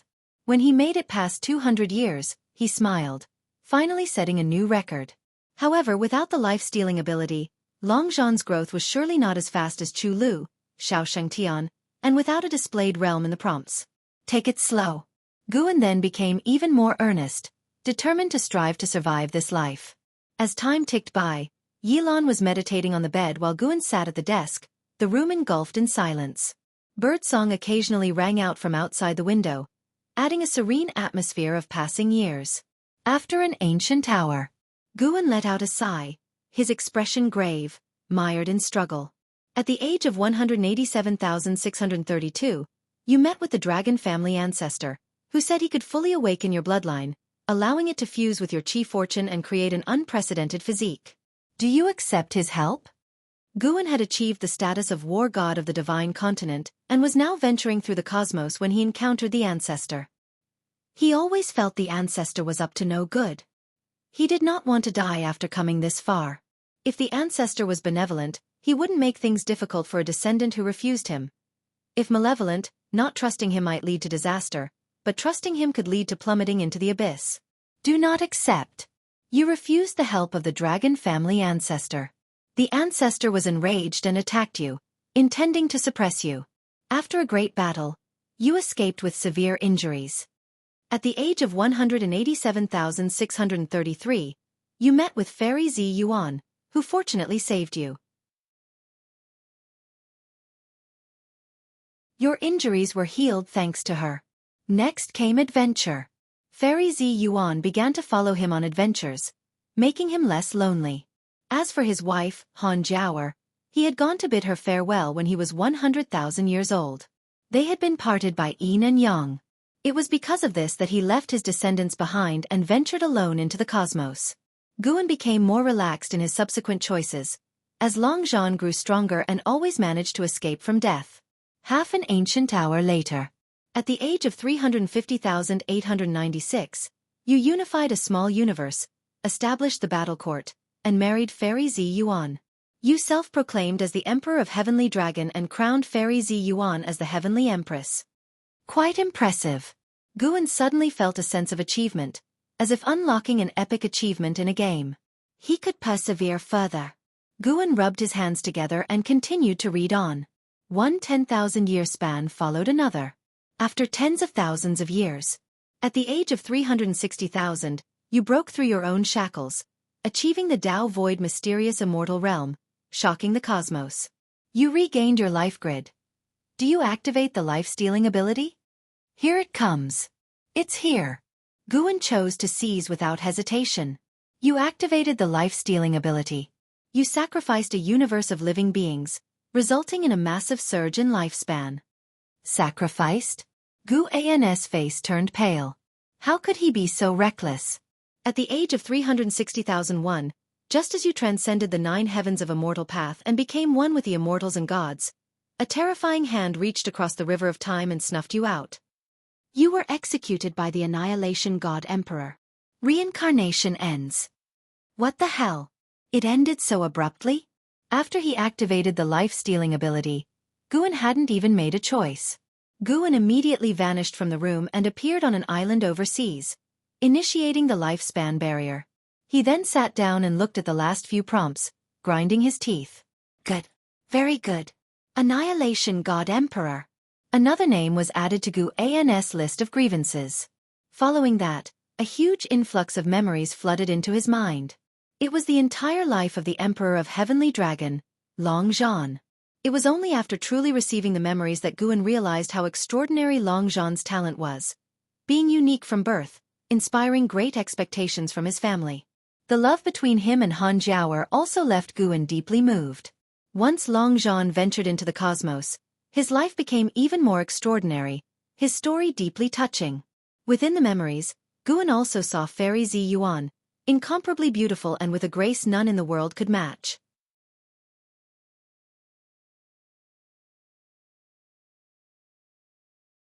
Chapter 314.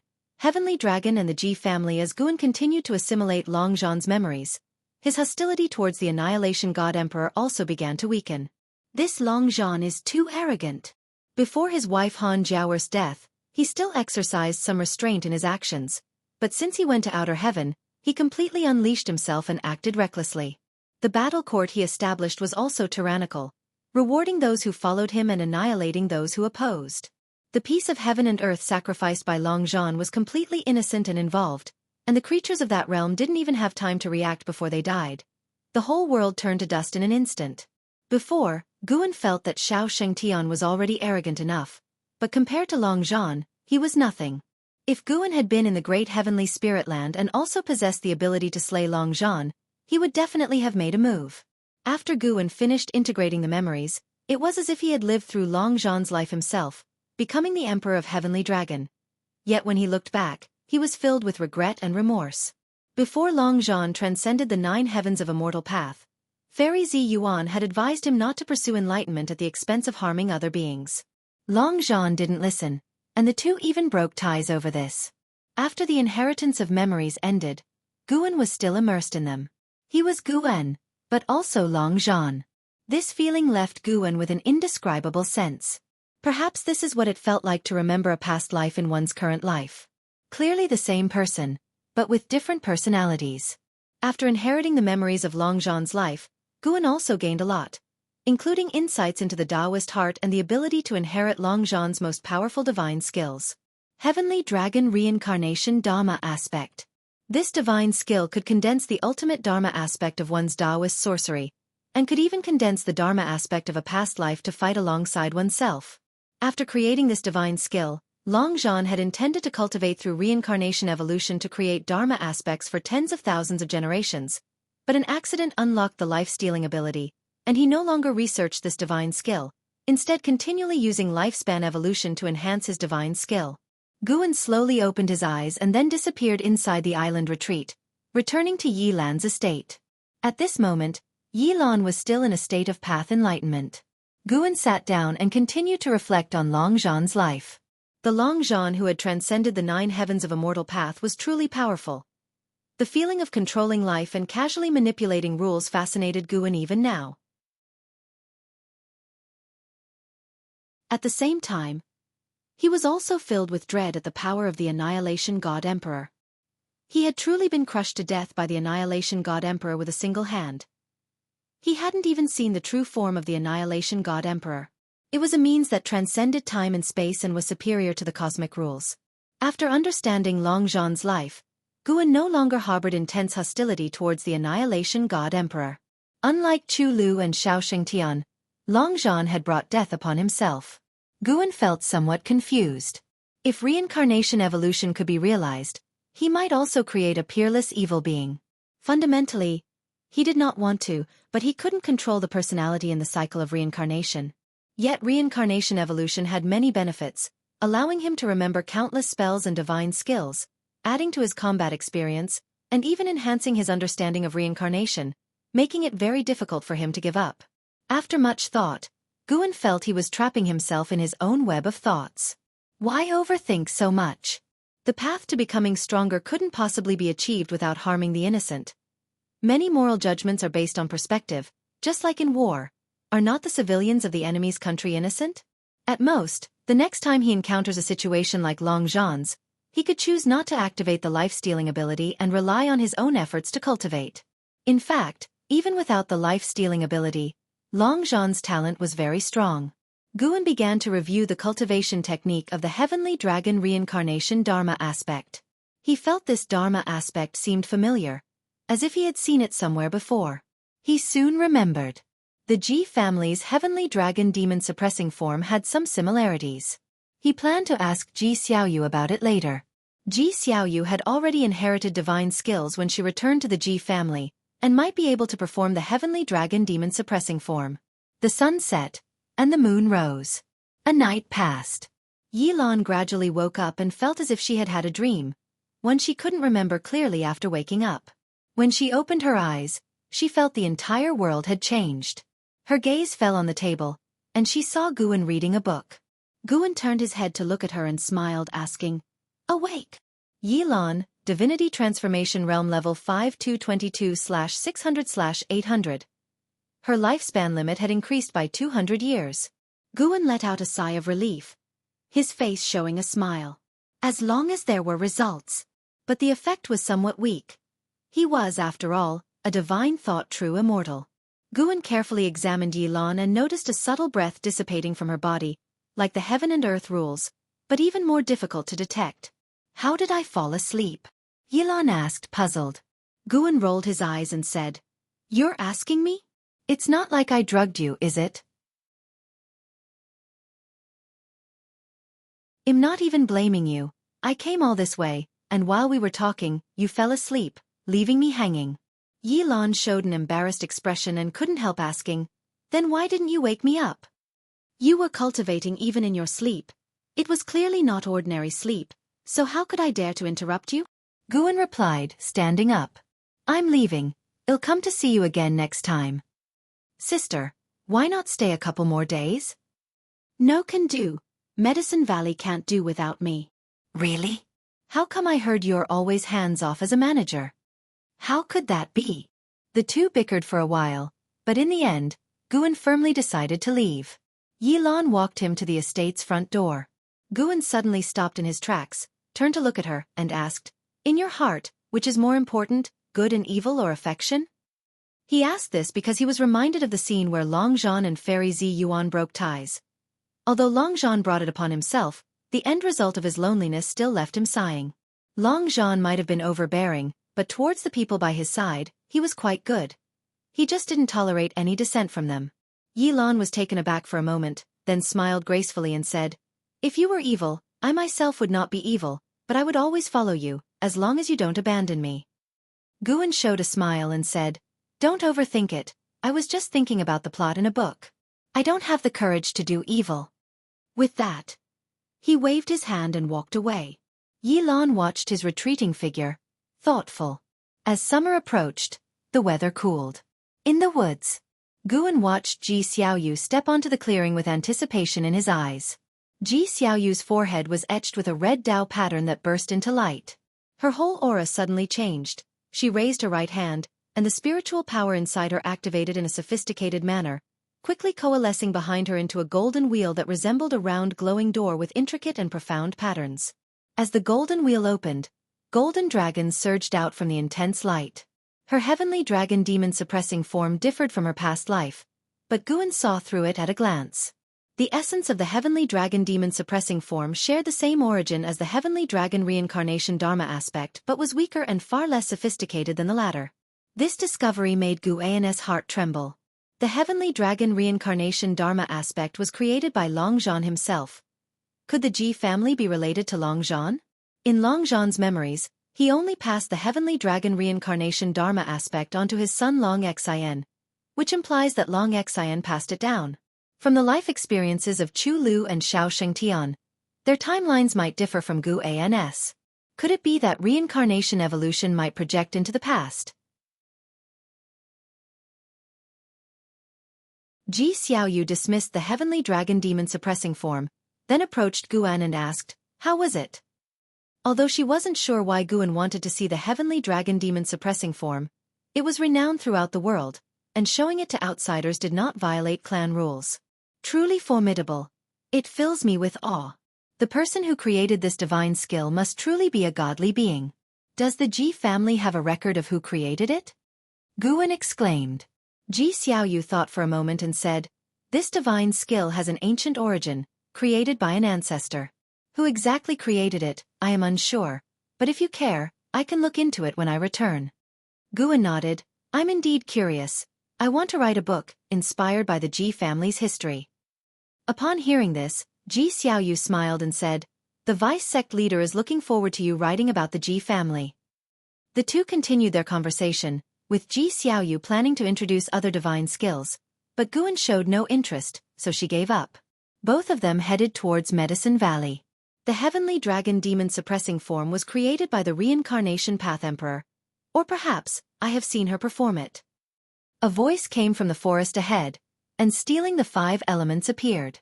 Ji Xiaoyu frowned, her expression full of displeasure. Guan had already noticed stealing the 5 elements eavesdropping, and he too was speculating whether it was related to the reincarnation path emperor, so he didn't mind stealing the 5 elements' presence. Currently, only the reincarnation path emperor in the Ji family could travel to outer heaven. Stealing the 5 elements, seeing the look in Ji Xiaoyu's eyes, laughed and said, "She once said that at the other end of the universe, there exists a more vast expanse of heaven and earth that I can't even fathom." After hearing this, Guan suddenly suspected that the dragon race or the battle court might still exist. Of course, it was just a guess. Although he integrated Longzhan's memories and became Longzhan, he had no intention of seeking out the dragon race or the battle court. Staying honestly in the great heavenly spirit land was the righteous path. Even the strong could be crushed by others. "Why do you always eavesdrop on our conversation?" Ji Xiaoyu said discontentedly, the Dao patterns on her forehead emitting strange radiance once again. Stealing the 5 elements raised his hand. "I mean no harm. Am I not helping you clear up your doubts? If you could transform into the reincarnation path emperor, I would only be pleased." With that, he vanished on the spot. Guan consoled, "Don't worry about him, watch how we'll crush him on the chessboard in the future." Ji Xiaoyu retracted her Dao patterns and nodded slightly. For Guan, this was just a minor interlude, understanding was enough. He didn't need to investigate thoroughly. Longzhan's karma was too significant. He didn't want to get involved. But this incident stirred his imagination. If reincarnation evolution projected into the past, how strong would the Black Profound Emperor be now? What about that Annihilation God Emperor and Great Heavenly Spirit Land? Would they also be in his field of view? Guan felt he needed to be even more cautious in the future and must not let others know he could steal lifespan. A flock of birds flew out from the forest, heading toward the distance, their figures obscured by the sunlight. 5 years quickly passed. This year, news spread throughout the world, causing a sensation. The establishment of the Broken Sea Domain.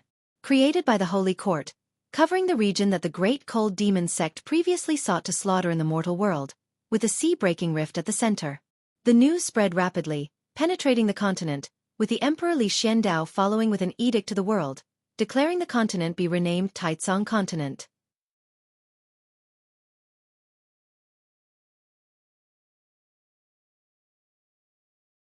Chapter 315. Destined Fate. Broken Sea Domain. Inside Enzin's house, Guan sat at the table, lost in thought. Why hadn't they set up the domain before? If it was for the sake of guarding against the Great Cold Demon sect, it was hardly necessary. After all, the Great Cold Demon sect was no different from being disbanded. Guan felt that the other party had come specifically for him, especially since the Great Cold Demon sect had a holy king standing behind them. He could see a large number of cultivators building a floating island in the sky at the edge of the sea-breaking rift. He watched for a while before withdrawing his gaze and looking back at an Exian. At the moment, an Exian was immersed in path enlightenment, and with Guan's help, she had also entered that state and had been there for several ancient hours. Guan kept checking Enzin's lifespan limit. Finally, Enzin's lifespan limit began to grow, albeit weakly, but it was indeed increasing. Guan stared intently at an Exian, probing everything within her body.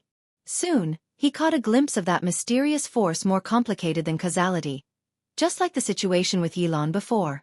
As the lifespan limit increased, this mysterious force began to separate from her body. It seemed likely that all beings were bound by this force, and increasing the lifespan limit would weaken it. Could this be fate? Guan fell into contemplation. Even divine monarchs with powerful divine thoughts could not see through the force that manipulated the lives of all beings.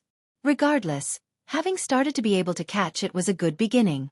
Afterward, Guan got up and left. After all, this was the third Medicine Valley, and it wasn't appropriate for a man and a woman to be alone in the same room, especially with their mentor-disciple relationship. Moreover, in Medicine Valley, with him around, no one could disturb Enzin's path enlightenment. The night passed. The next morning, an Exian walked out of her house and followed the disciples in their exercises. She felt somewhat dazed, looking around her. She could feel that the world had changed. From afar, Guan saw her lifespan limit had grown to 300 years. She hadn't yet released her cultivation level suppression, and the primordial reincarnation skill could still increase her lifespan limit. Guan didn't greet an Exian, pretending to know nothing about it. In the following days, the establishment of the Broken Sea Domain and the renaming of the continent became hot topics among all. As summer approached, Guan was teaching Yang Jian cultivation in the woods, aware of Lu Xianyi watching in secret, but unconcerned. As long as Lu Xianyi didn't become hostile to him. Lu Xianyi, sitting above the clouds, looked down thoughtfully. This person's cultivation isn't very impressive, but he's very talented at teaching disciples. Could it be that he really encountered an immortal in a dream? Lu Xianyi wondered curiously. He had joined the Supreme Sect and even entered the Hall of Elders, aware of Guan's identity as an author. Beyond that, he could only confirm Guan was indeed only over 200 years old, as many could attest, so he didn't feel wary of Guan. Even if Guan was the reincarnation of a great power, he posed no threat to a divinity of the 9 layers of the heaven and earth flying immortal realm. Because of this, Lu Xianyi's curiosity about Guan was even greater than his expectations for Yang Jian. "That's enough for today," Guan said. Hearing this, Yang Jian stopped his movements and saluted Guan with a fist. Today, Guan imparted a great deal of combat experience. With memories of Longzhan's battles, Guan's combat experience had surpassed most in the world. A single afternoon had benefited Yang Jian immensely. On the way back to the valley, Yang Jian was very excited. He had not expected his master's close combat abilities to be so extraordinary. "A genius has returned today. I'll take you to see him later," Guan mentioned casually, noting Lu Xianyi, seeing their training conclude, left, not to leave the Supreme Sect, but to play chess. "A genius? Who? That Wu Ju, Uncle Master?" Yang Jian asked curiously. Wu Ju had visited Guan years before, and Yang Jian had only seen him from afar, learning afterward of Wu Ju's famed reputation. Not him, you'll know later, Guan said mysteriously, piquing Yang Jian's curiosity further. When the master and disciple returned to Medicine Valley, they heard other disciples discussing. And Hao is here? Really? True, and Xian, our sister apprentice, is actually An Hao's sister. They both have the same last name. Could they be blood siblings? No, they're just from the same village and once had the same master, who later renamed them. My goodness! And Hao is so handsome. Almost like an immortal. Haha, always the romantic, aren't you? The Supreme Sect has seen so many geniuses over the years, yet those great figures still think An Hao is the greatest genius the Supreme Sect has ever had.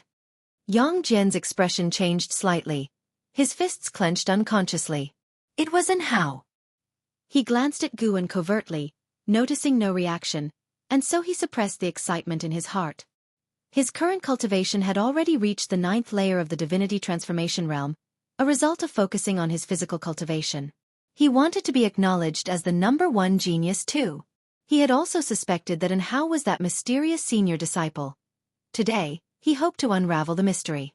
Guan led him to An Zin's courtyard.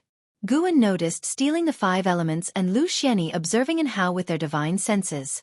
An Hao, with the vast gulf in their realms, was unaware. The 9-finger divine lord didn't come today, and Shen Xinzi was immersed in studying the journey to the west under a tree, much like Sua Yijian in his absorption. Guan looked at the imposing An Hao and was very pleased. The current An Hao had already reached the 8th layer of the unification realm, still cultivating at an impressive speed. Yang Jian was a major realm behind him, not yet comparable, but once they entered the immortal path realm, the gap would be trivial. When master and disciple arrived outside An Zin's courtyard, she turned around, smiling, and then pulled An Hao out of the house.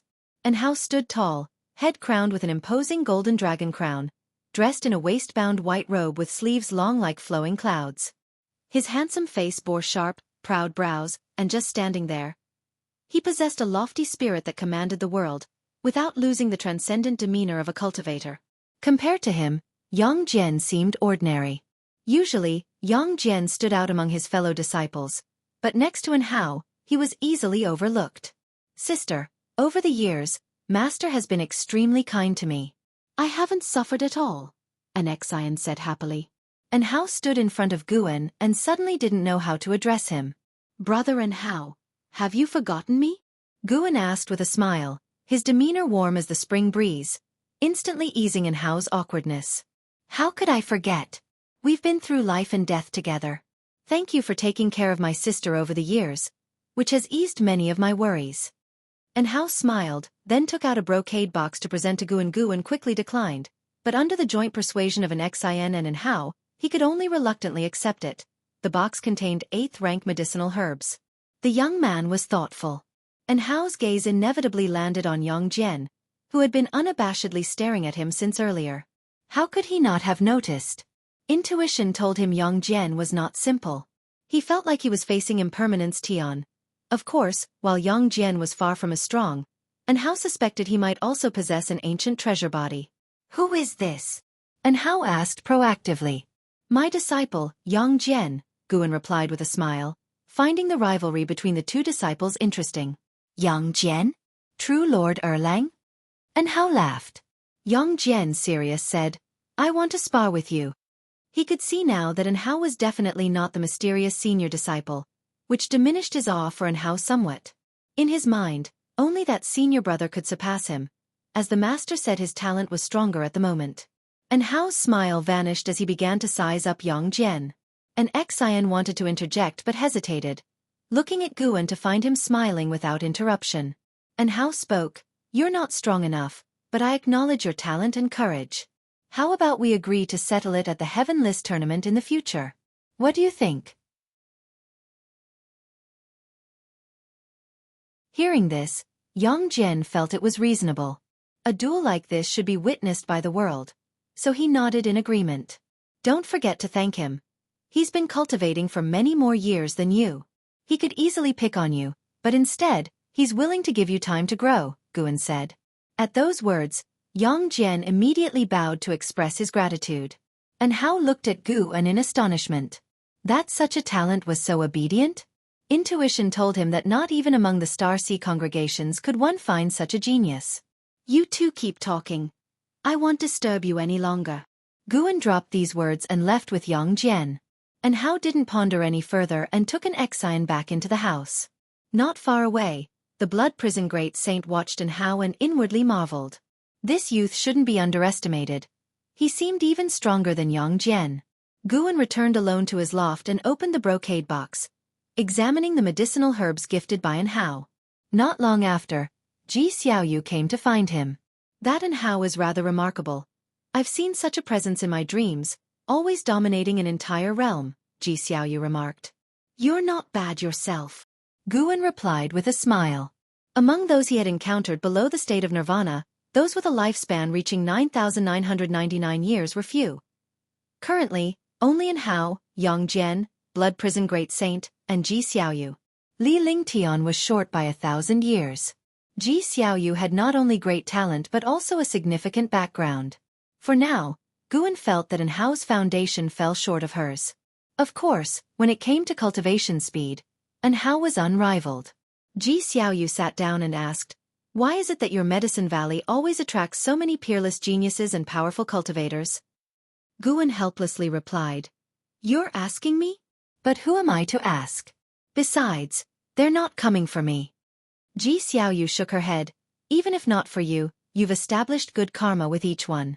You're not simple like the great fortune of energy movement I've seen in my dreams.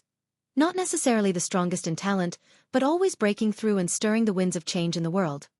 Guan blinked and asked, what are you trying to say? Ji Xiaoyu took a deep breath. I'm planning to go somewhere, a place with a great opportunity. Come with me. Hearing this, Guan felt a headache. Many had said similar things to him. You go ahead, the supreme sect can't be without me, Guan declined, to Ji Xiaoyu's astonishment at his resolute refusal.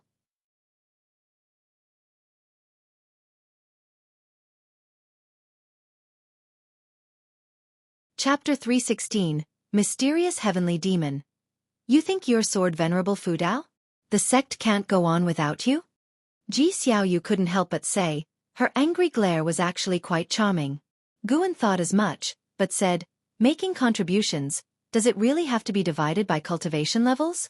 Guarding the sect outside is merit, as is guarding Medicine Valley.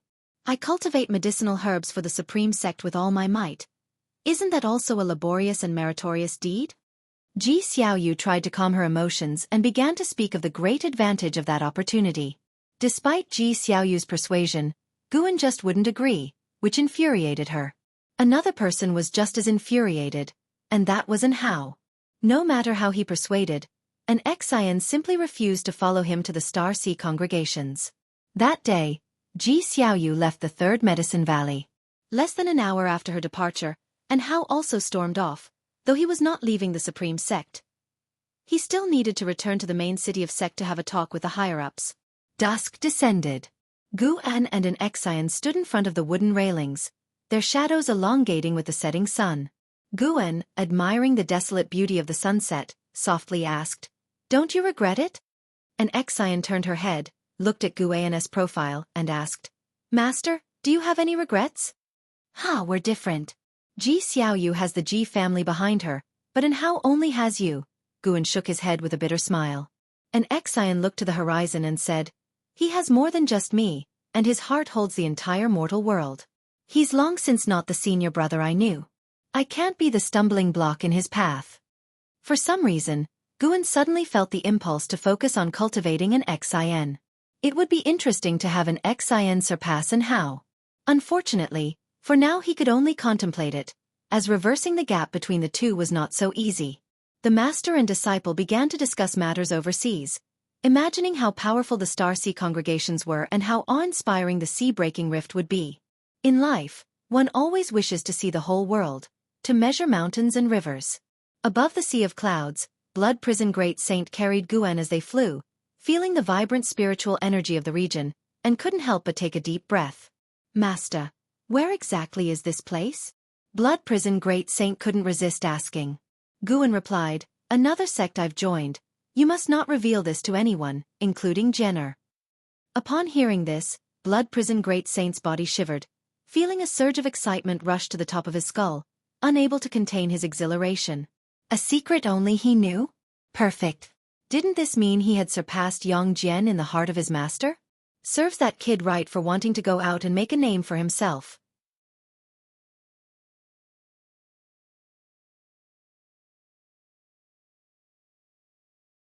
Zhu Xinglan shook his head. No, the main peak's master has been in seclusion, and Mortal World Peak has always managed its own affairs. He paused, then added, You are the peak master. As long as you do not abdicate, everything about Dingtian Peak is yours. These words made Guan feel comfortable in his heart, and he became increasingly satisfied with Zhu Xinglan. The guy was simply the perfect Hu Xiaojian, so easy to use. Bypassing the long cave tunnel, they arrived at a spacious chamber. Guan could sense the thick space restriction here, almost like an exotic world's dimension, making the place look extremely vast. The chamber wasn't too dark, floating with countless bright lights, like fireflies, which were actually spiritual energy condensed into form. They stood on an array platform, where a stone pillar stood erect, pitch black, with a rough surface, reflecting a cold light. Guan got off Blood Prison Great Saint's back and approached the stone pillar. With his hand on the stone pillar, a powerful force erupted, startling Zhu Xinglan into immediately deploying his mana to defend, not forgetting to protect Blood Prison Great Saint. Zhu Xinglan's eyes widened as he saw Guan's hand actually penetrate the stone pillar, the point of contact glowing eerily as if it were the mouth of an exotic world. A gale followed from that mysterious mouth, the wind black as midnight, like countless sinister Dao patterns, sending shivers down the spine of both Zhu Xinglan and Blood Prison Great Saint. Guan withdrew his hand, holding a soul in his grasp, a soul body of an old man, about as large as a baby. He was held by Guan, unable to break free, his face full of fear. Dark Soul Ancestor, Divine Immortal of Wondrous Dharma Realm Level 31209894/1300000/1900000. Guan looked at the other's age and raised an eyebrow. Zhu Xinglan couldn't help but caution, Master, be careful. Guan's right hand clenched, and the Dark Soul Ancestor disintegrated. Zhu Xinglan, seeing this, sighed in relief and asked, Master, what realm was he at? He could feel that the Dark Soul Ancestor was very sinister, but what realm he was from he couldn't tell.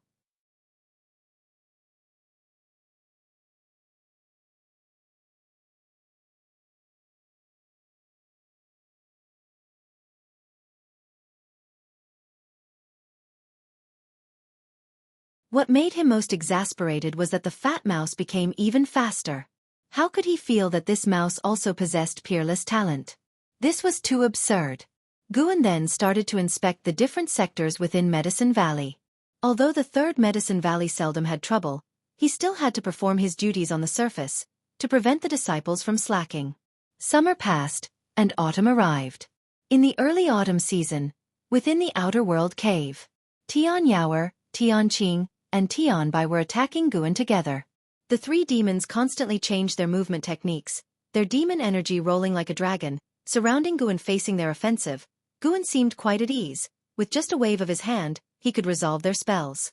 Tian Yaoer stepped on the 9 Extremes Freedom Steps and appeared behind Guan. She struck with her palm, from which fire surged, rapidly expanding into the shape of a phoenix and swallowing him whole. The next second, the fire phoenix immediately scattered, causing Tian Yaoer to be shaken and fly backward. Guan then raised his leg, and countless shadows burst forth, causing Tianqing and Tianbai to lose their composure, unable to defend in time. They were hit by the leg shadows one after another and were knocked flying, landing clumsily far away. The three demons struggled to get up, looking at Guan with aggrieved expressions on their faces. If this were a real fight to the death, you would be dead by now. There aren't many people out there who will indulge you like I do, Guan commented nonchalantly while withdrawing his leg. Tian Yaoer widened her eyes and asked, Is every creature out there as powerful as you? There are always people beyond you, heavens beyond heavens, Guan casually answered. He had already restrained himself enough not to injure them. Is that so? Tian Yaoer was skeptical. She always felt that whenever Guan mentioned fearing this and that, it was all to scare them, while he himself seemed forever calm and composed. Guan snorted. Anyway, you still need more practice. Tianqing and Tianbai immediately approached, clinging to Gu An's arms and sweetly agreeing with Master. This made Tianyao grit her teeth with irritation.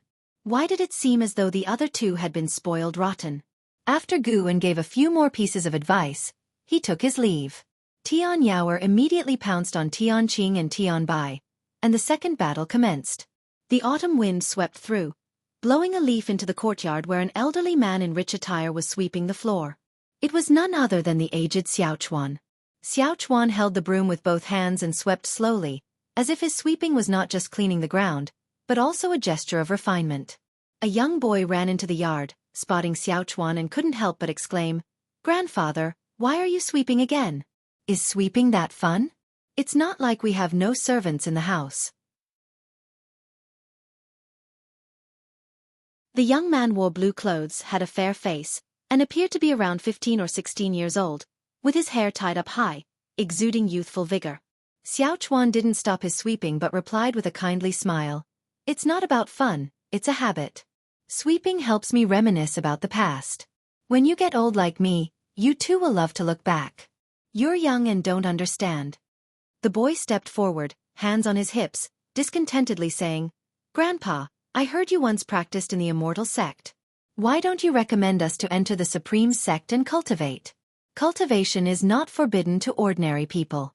Over the years, cultivators have appeared in the city from time to time, and the magistrate's grandson has even gone for cultivation. "Grandpa, although our family has money, it's not enough.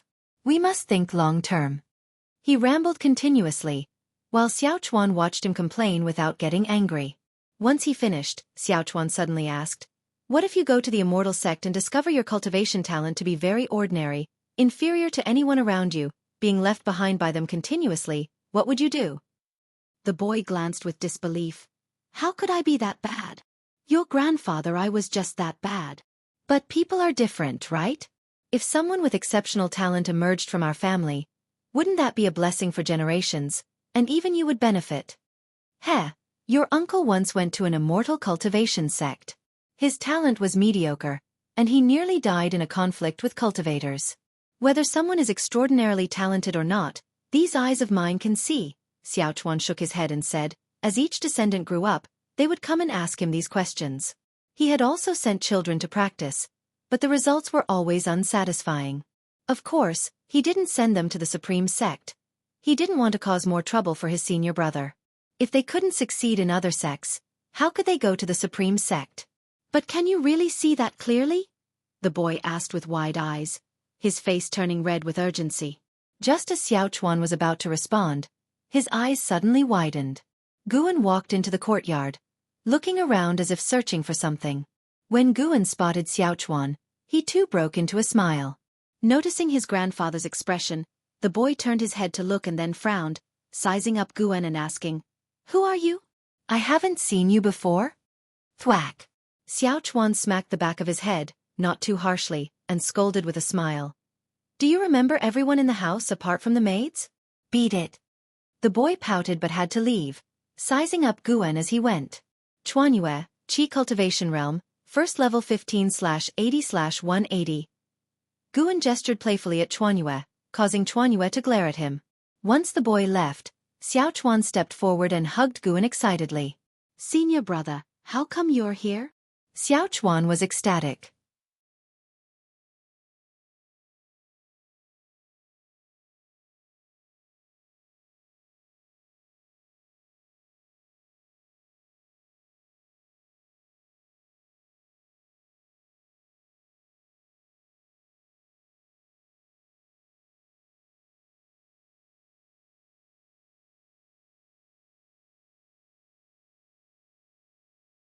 The Nine-Finger Divine Lord shook his head and said, "No, Holy Court is also at the mercy of this force.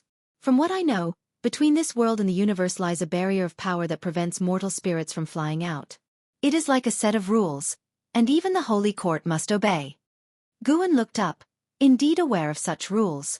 It was a layer of light enveloping the great heavenly spirit land that forced living beings to reach the heaven and earth flying immortal realm before they could fly to the universe. Even as a divine thought true immortal, Guan could not see through these rules. The divine origin realm where Longzhan was, was not restricted by such rules. Guan looked up at the sky and placed a stone onto the center of the go board.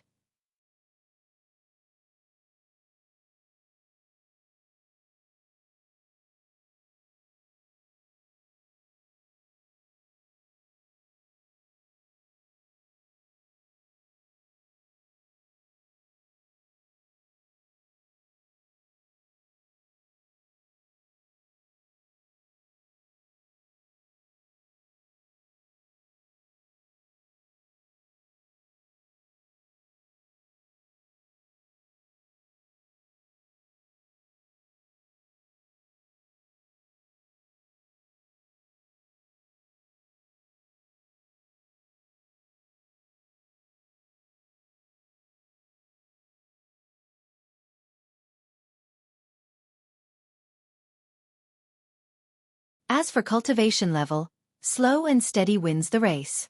I will condense the nascent soul sooner or later, Guan replied casually. Ji Xiaoyu scrutinized him closely, and upon confirming that he wasn't lying, a smile appeared on her face. What she admired most was Guan's temperament. She had never seen him angry or envious, as he always seemed to be smiling. Shall we talk upstairs? Guan asked with a smile, knowing Ji Xiaoyu had a lot to say. For Guan, the journeys Ji Xiaoyu had embarked upon these past years couldn't compare to the distance of a single step for him. But for her, these decades were lengthy, and he would occasionally hear her murmuring to a campfire when alone. The stealing the 5 elements, who had been tailing Ji Xiaoyu, had never shown up, merely escorting her in secret for a part of her journey. Once they were upstairs in the house, Ji Xiaoyu began recounting her experiences throughout the years. Her stories were rich, with demon slaying, thrilling adventures, and even encounters with old grudges. Guan listened intently, chiming in from time to time, keeping Ji Xiaoyu's desire to share stories high. After more than an ancient hour, Ji Xiaoyu finally finished telling her tales. Guan exclaimed, "How exciting, just like the stories narrated by storytellers." Ji Xiaoyu laughed, "I obtained the inheritance left by someone from a previous life. The journey was worthwhile, but it's unknown how far I can go. It should be the 2nd layer of the immortal path." Guan had seen that secret realm, created by a loose immortal, which meant that Ji Xiaoyu's predecessor's highest cultivation realm reached the loose immortal realm. For the current Ji Xiaoyu, how formidable a loose immortal was, practically out of reach. Guan asked with a smile, "What are your plans going forward?" Ji Xiaoyu replied, "Settle for a few decades before considering another journey. The ranking competition is about to begin, which is a good opportunity to enjoy the excitement. The Supreme Sect is not what it used to be, and this ranking competition will surely be lively. It's said that a loose immortal joined the Supreme Sect in the last couple of years. Have you heard about the loose immortal?" As Guan spoke of the competition, he became more talkative. Ji Xiaoyu watched him with a slight smile on her lips. This guy still loved to see the world bustling. Listening to Guan talk about the highlights of the ranking competition, along with the sounds of insects and voices from outside the window, Ji Xiaoyu's heart fell into tranquility. Having witnessed the world's turmoil, she now felt a sense of peace inside, free of any pressure or concern. After spending the afternoon with Ji Xiaoyu, Guan finally left the 3rd Medicine Valley and headed to the Mystic Valley's 8 scenic caves underground. He arrived in front of the green vine tree, where a large cauldron was set up, surrounded by various instruments. Over the past 30 years, he had been studying the art of artifact refining. He wasn't after creating any phenomenal Dharma treasures, but rather sought realizations through the process of forging. The Dharma treasures he had forged by now were coveted by the Supreme Sect, but he didn't hand them over to the sect, instead tossing them to the immortal-seeking island for sale, exchanging the spirit stones received for seeds and refining materials. With a cultivation of divine thought immortal status, it wasn't difficult for Guan to forge immortal treasures, but creating Supreme Immortal Path treasures was still out of reach. Supreme Immortal Path treasures could only be created by immensely powerful beings standing at the peak of the 9 heavens of the Immortal Path, the crystallization of a lifetime's Tao from a major Immortal Path power. In the entire Great Heavenly Spirit Land, forces that owned Supreme Immortal Path treasures were territorial overlords, and those who could fully wield the power of such treasures were few and far between. At least Guan had yet to see such individuals. Long Zhan had one such treasure. When he reached the pinnacle of the 9 heavens of the Immortal Path, he could suppress an entire universe with just one treasure, incredibly formidable. Guan had just approached the cauldron when it, along with the surrounding instruments, began to blaze with fire. Two vines stretched from behind, beginning to massage Guan's shoulders. "Master, that guy. Are you really not going to intervene?" The voice of the green vine tree sounded, still similar to Jiang Qiong, but weaker. Guan replied, "It's fine. It's impossible for the other party to step foot here." Because of the influence of Sword Venerable Fudao, the reputation of the Supreme Sect had far outshone its actual strength. Thus, the upcoming ranking competition also attracted a multitude of overseas cultivators and demons. Among them was a presence that made the green vine tree afraid, and Guan had already located that presence. It was a shape-shifting tree demon, its cultivation having reached the wandering immortal stage, who was currently hiding its cultivation level and joining the ranking competition as a Mahayana cultivator. A wandering immortal posed no threat to Guan, and therefore he didn't care. What he did care about was another individual. Someone from the immortal spirit dynasty had arrived at the Supreme Sect, whose cultivation level was that of a carefree primordial immortal, but had hidden it, presenting themselves merely as an ordinary loose immortal. Of course, even a loose immortal was enough to be treated as an honored guest by the Supreme Sect. Guan was curious about the purpose of the immortal spirit dynasty's visit. There would be quite a show at this ranking competition. "Master, can you subdue him?" the green vine tree cautiously asked. Guan, thinking it was worried, grunted in affirmation. He felt the vines on his shoulders tremble, followed by the voice of green vine tree. "Then can you capture him and let me eat him?" Guan was taken aback and turned to look at the green vine tree in surprise. It had been so afraid moments ago, and now it wanted to eat someone? He had almost forgotten that the green vine tree came from the Thousand Autumn Pavilion, a demon path sect, so naturally, it could be an evil tree. "Don't get any funny ideas or watch out, I might eat you instead," Guan said, in no good mood. The green vine tree used to love eating lamb. If its murderous nature wasn't restrained, Guan feared for his disciples' safety.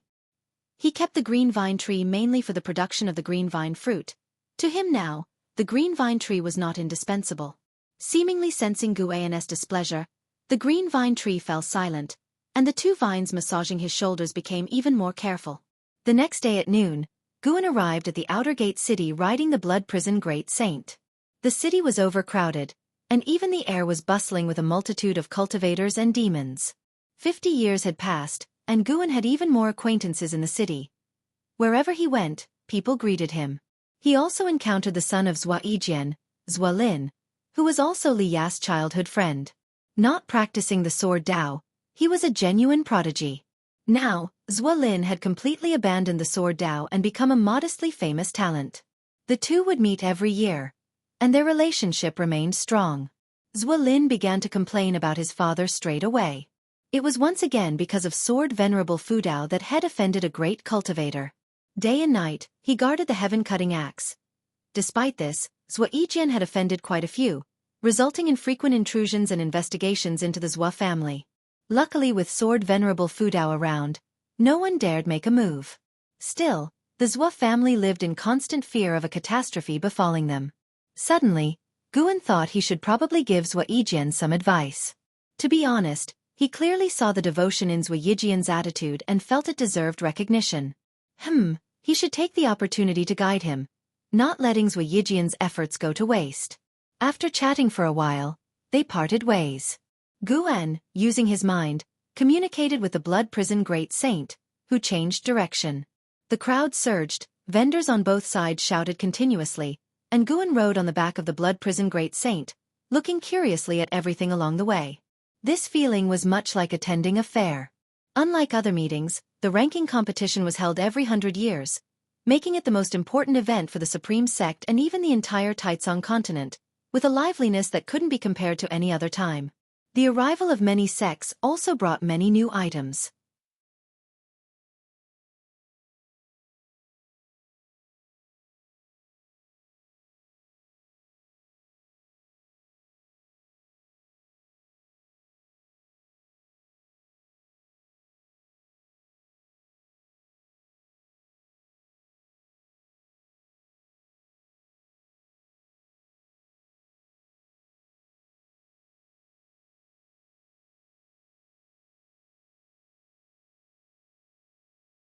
I can't understand how you did it.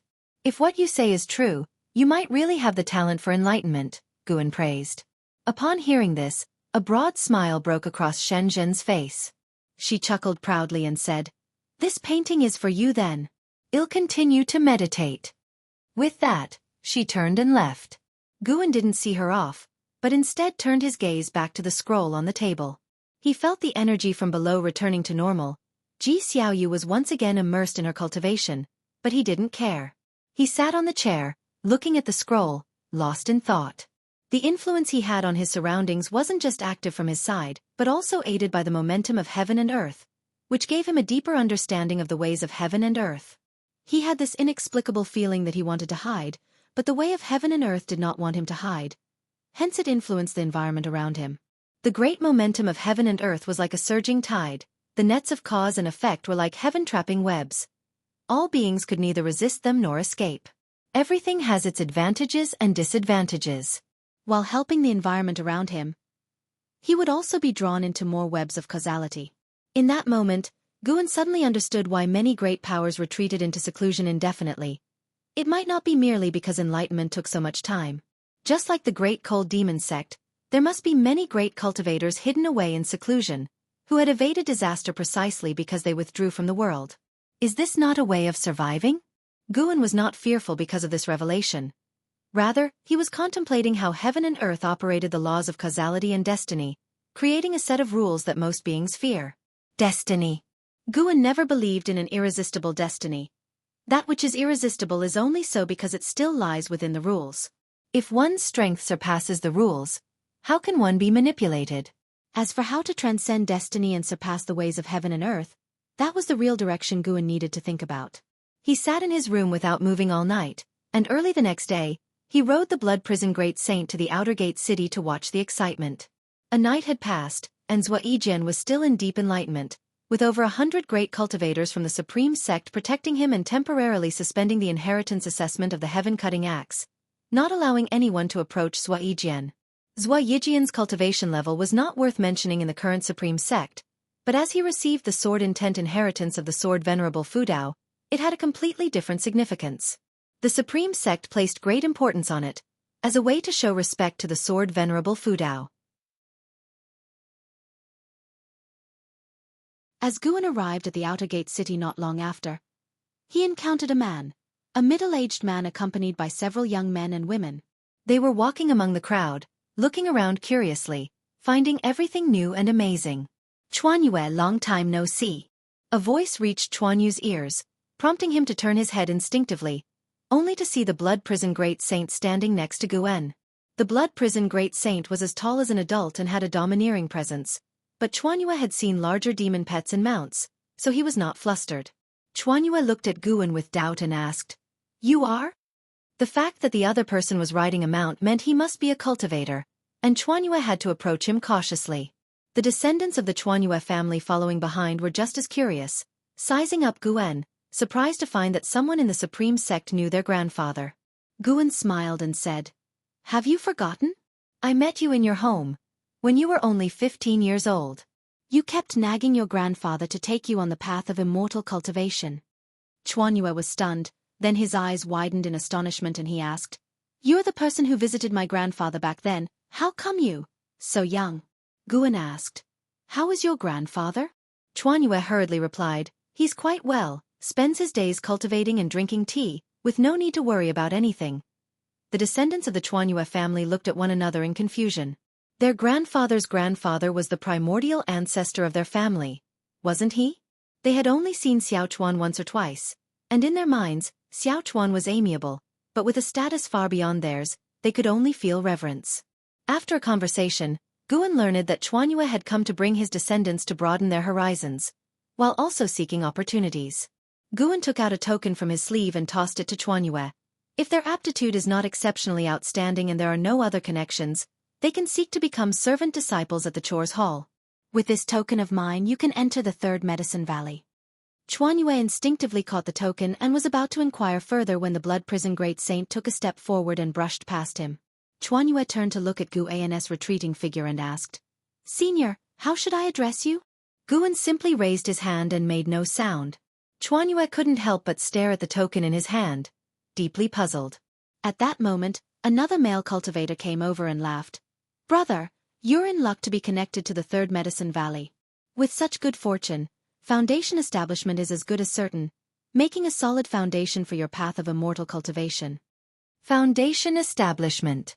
The descendants of the Chuanyue family immediately brightened up, their breathing quickening.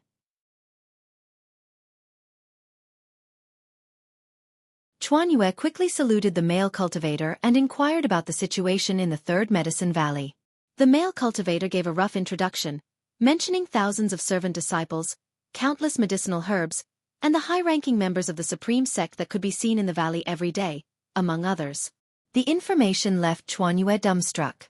Just who was the person they had just met to have such influence? Unable to contain himself, Chuanyue asked, "Do you know the person we just met?"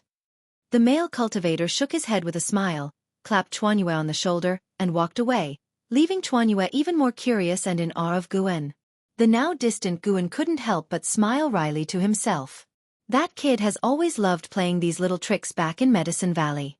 The cultivator who had introduced Chuanyue to the Third Medicine Valley was precisely a disciple who had graduated from there. By now, the number of disciples who had graduated from the Third Medicine Valley and Mystic Valley had reached tens of thousands, which is why Guan often encountered familiar faces. Guan's reputation had also spread far and wide, and considering the number of foundation establishment pills needed by these disciples, who else within the inner and outer sects could supply them? Moreover, over the years, Guan had indeed made no additional demands of the servant disciples, which is what made him admirable. Guan soon arrived at the book collection hall, ready to chat with the book enthusiasts there for a while. 7 days later, the Golden List Grand Tournament officially commenced. The Nine-Finger Divine Lord also represented the Supreme Sect in the battle. With Liya unable to return, the Supreme Sect needed the combat strength of a wandering immortal. How the Supreme Sect persuaded the Nine-Finger Divine Lord, Guan did not know. He had not watched at that time and wasn't interested in finding out now. That day, LV Batian came to find Guan, pulling him who was watching the Golden List combat into the attic.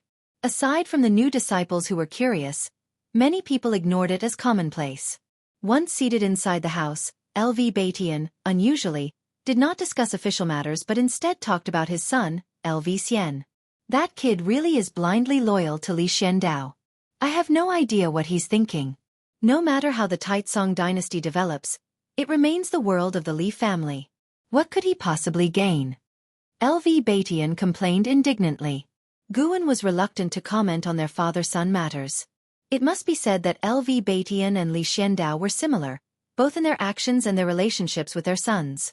Originally, Liya also despised Li Xiandao, while LV Xian still seeks the life of LV Batian to this day. Guan had no interest in untangling their causality. An outsider's clarity was useless on family matters. Recently, Li Xiandao arranged for him to go to the domain master city of Broken Sea Domain. I'm not sure if it's a blessing or a curse. The establishment of the Broken Sea Domain Master City makes me feel like it's targeted against the sword Venerable Fudao, LV Batian said with concern. Guan inquired, "Why do you think so?" The Great Cold Demon sect appeared long before this domain was established, which means that even though the Holy Court sets the order, it does not manage specific locales. When I put myself in the place of the Holy Court, no matter how I speculate, establishing the Broken Sea Domain seems to be a means of defense, while also investigating the sword Venerable Fudao.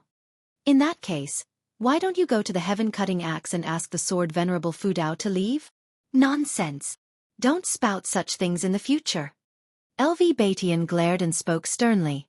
Guan smiled helplessly. This man was prone to irritation. LV Batian, following that, brought up Li Lingtian. Over the years, Li Lingtian had gained a great reputation, having previously participated in and topped the Golden List Grand Tournament and the 100 Clans Grand Meeting, creating a bigger sensation than in Hao and LV Xian of years past. To this, Guan had no particular stance. With Li Lingtian's return to the Taitsong continent, it was obvious he was targeting Yang Jian. Guan found it hard to take an interest in the squabbles of the younger generations. What he cared more about was the identity of the mysterious great cultivator who had arrived at the Supreme Sect that day. A